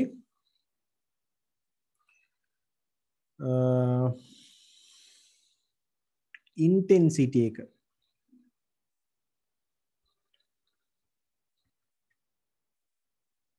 intensity එක ඒ කියන්නේ සිද්ධියේ ප්‍රබලත්වය එන්න වැඩි වෙන්න ඕනේ. හරිද? intensity එක දැන් අපි මොන හරි ස්ටෝරි එකක් අපි ෆිල්ම් එකක් බැලුවත් මොන හරි පොඩි ඉන්සිඩන්ට් එකකින් පටන්ගෙන ටික ටික ඒක ඉන්සිඩන්ට් එක වැඩි වෙනවා. අපි කියන ප්‍රබලත්වය කතාවේ වැඩි වෙන්න ඕනේ. ඉන්ටෙන්සිටි එක කතා පටන් ගන්න තැනින් පහළට ගියොත් එහෙම ඊට පස්සේ කතාව බලන්නේ නැහැ. මොකද ඒ කියන්නේ අපි ෆිල්ම් එකක් අග ඉඳලා මුලට බලනවා වගේ. අපි ෆිල්ම් එක අග ටික බැලුවොත් අපව මුල ටික බලන්න හිතෙන්නේ නැහනේ. ඒ වගේ. මොකද හේතුව ඉන්ටෙන්සිටි එක එන්න වැඩි වෙන්න ඕනේ. කතාවක වුණත් මොකක්ද ඊළඟට වෙන්නේ කියලා අපි කියනවා සස්පෙන්ස් කියලා ටෙක්නික් එකක් ඒක. කුතුහලය කියුරියොසිටි එක සස්පෙන්ස් කියන්නේ කියුරියොසිටි. කුතුහලය කියන එක ඇති වෙන්න ඕන රීඩර්ස් ලගේ. එතකොට තමයි ඊළඟට මොකක්ද වෙන්නේ කියලා හිතන්නේ. ඒක තමයි සස්පෙන්ස්. what will happen next කියන එක කියුරියොසිටි. ඉතින් ඒක තියෙන්න ඕනේ. ඉතින් ඒක නිසා තමයි අර ඉන්ටෙන්සිටි එක එන්න වැඩි වෙනවා. ඉන්ටෙන්සිටි එක උපරිම තැනකට එනවා. ප්‍රබලත්වයේ වැඩිම තැනකට එනවා කතාවේ. ඒකට අපි කියනවා ක්ලයිමැක්ස් කියලා. උච්චතම අවස්ථාව. හරිද? ක්ලයිමැක්ස් කියන්නේ the place in which the intensity hits the highest point. intensity එක වැඩිම තැනට අපි කියනවා ක්ලයිමැක්ස් කියලා. කතාවේ උච්චතම අවස්ථාව. ඕනම ස්ටෝරි එක ෆිල්ම් එකක මේක තියෙනවා ක්ලයිමැක්ස් එක. ඊට පස්සේ ක්ලයිමැක්ස් එක අඩු වෙනවා. ඉන්ටෙන්සිටි එක අඩු වෙන්න ඕනේ. කතාව උච්චතම අවස්ථාවෙන් ඉවර කරන්නේ නැහැ. ක්ලයිමැක්ස් එක අඩු කරලා අපි කියන ඇන්ටි ක්ලයිමැක්ස් කියලා. gradual reduction of the intensity. මේ ඉන්ටෙන්සිටි එක ටික ටික අඩු වෙලා ගිහිලා තමයි කතාව ඉවර වෙන්නේ. end අවසානයේ conclusion එක එන්නේ. හරි. ඒතර ක්ලයිමැක්ස් කියන්නේ මතක තියාගන්න ඉන්ටෙන්සිටි එක වැඩිම තැන. ප්‍රබලත්වයේ වැඩිම තැන. පොයම්ස් වලක් තියෙන සමහරලාට අපි නැරටිව් පොයම්ස් කියලා කියවනවනේ. නැරටිව් පොයම්ස් කියන්නේ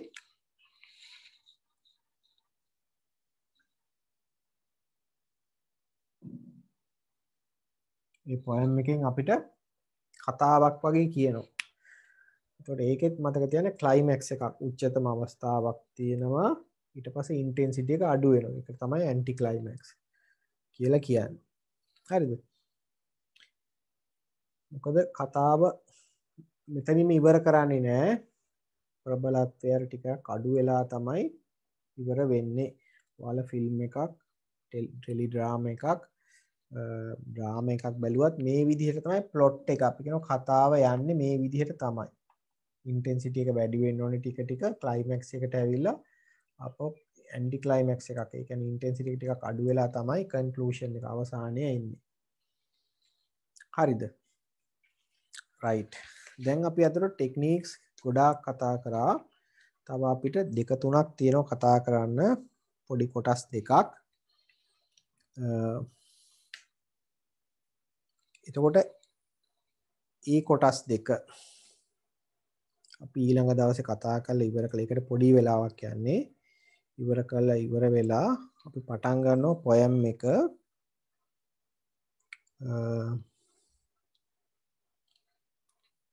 ඊගල් පොයම් එක පටන් ගන්නවා. හරිද? ඒතර ගොඩක් කරලා next week ඊළඟ සතියේ වෙනකොට අපිට පොයම් එක පටන් ගන්න පුළුවන්. pupils book එකක් ලැබිලා නැති අය මම අර කලින් ඔයාලට කිව්වා link එකක්. හරිද?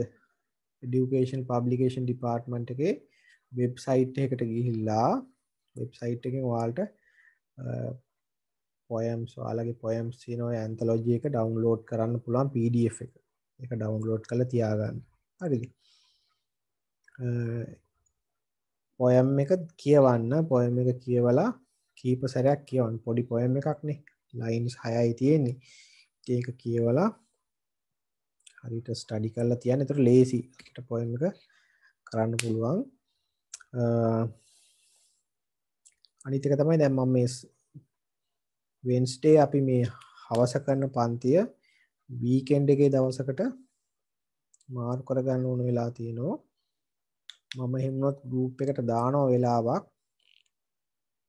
Tamanට ඒ වෙලාවේ පන්ති එහෙම තියෙනවා නම් ඔයාලා කමෙන්ට් කරන්න හොඳද? පන්ති තියෙනවා නම් මේ වෙලාවට පන්ති තියෙනවා කියලා. එතකොට පුළුවන් ඒක වෙනස් කරගන්න. ඔයාලට මම නෝට් එක මේ අද කරපු නෝට් එක ඔයාලට PDF එක දාලා තියෙනවා group එකට. ඒ PDF එක print out එකක් අරගෙන තියාගන්න. හරිද? print out එකක් අරගන්න. ඒකෙත් සමහර දේවල් ඔයාලට කියවලා බලන්න පුළුවන්. අපි කලේ ඔය ඔයාලට දීපු දැන් අද කතා කරපු නෝට් එක තමයි. හරි. ඒක බලන්න මොන හරි තේරෙන්නේ නැති කොටස් තියෙනවා නම් අහන්න ආපහු. මම ඒක පැහැදිලි කරන්න එක්ස්ප්ලেইন කරන්න. මොකද සමහරලාට තේරෙන්නේ නැති වුණොත් සද්ද නැතුව ඉන්න එපා. තේරෙන්නේ නැත්නම් ආපහු අහන්න. හොඳද? රයිට්. ක්ලාස් එක එහෙනම් අදට නවත්තනවා. ඔයාලට මොකද PDF එක ඩවුන්ලෝඩ් කරගන්න. දැන් එදා මම වීකෙන්ඩ් එකේ මම හිතුවා සන්ඩේ මෝර්නින් කියලා ක්ලාසස් තියෙන කතාවක් කිව්වා. බලමු දැන් මම එහෙමනොත් group එකට ඔයාලට අපහු වෙලාවක් දාන්නම්. වෙලාවක් මෙන්න මේ වෙලාව කියලා. මේ වෙලාව ඔයාලට බැරි කෙනෙක් ඉන්නවා නම් කමෙන්ට් කරන්න. හොඳද? right. හරි. right, good evening children.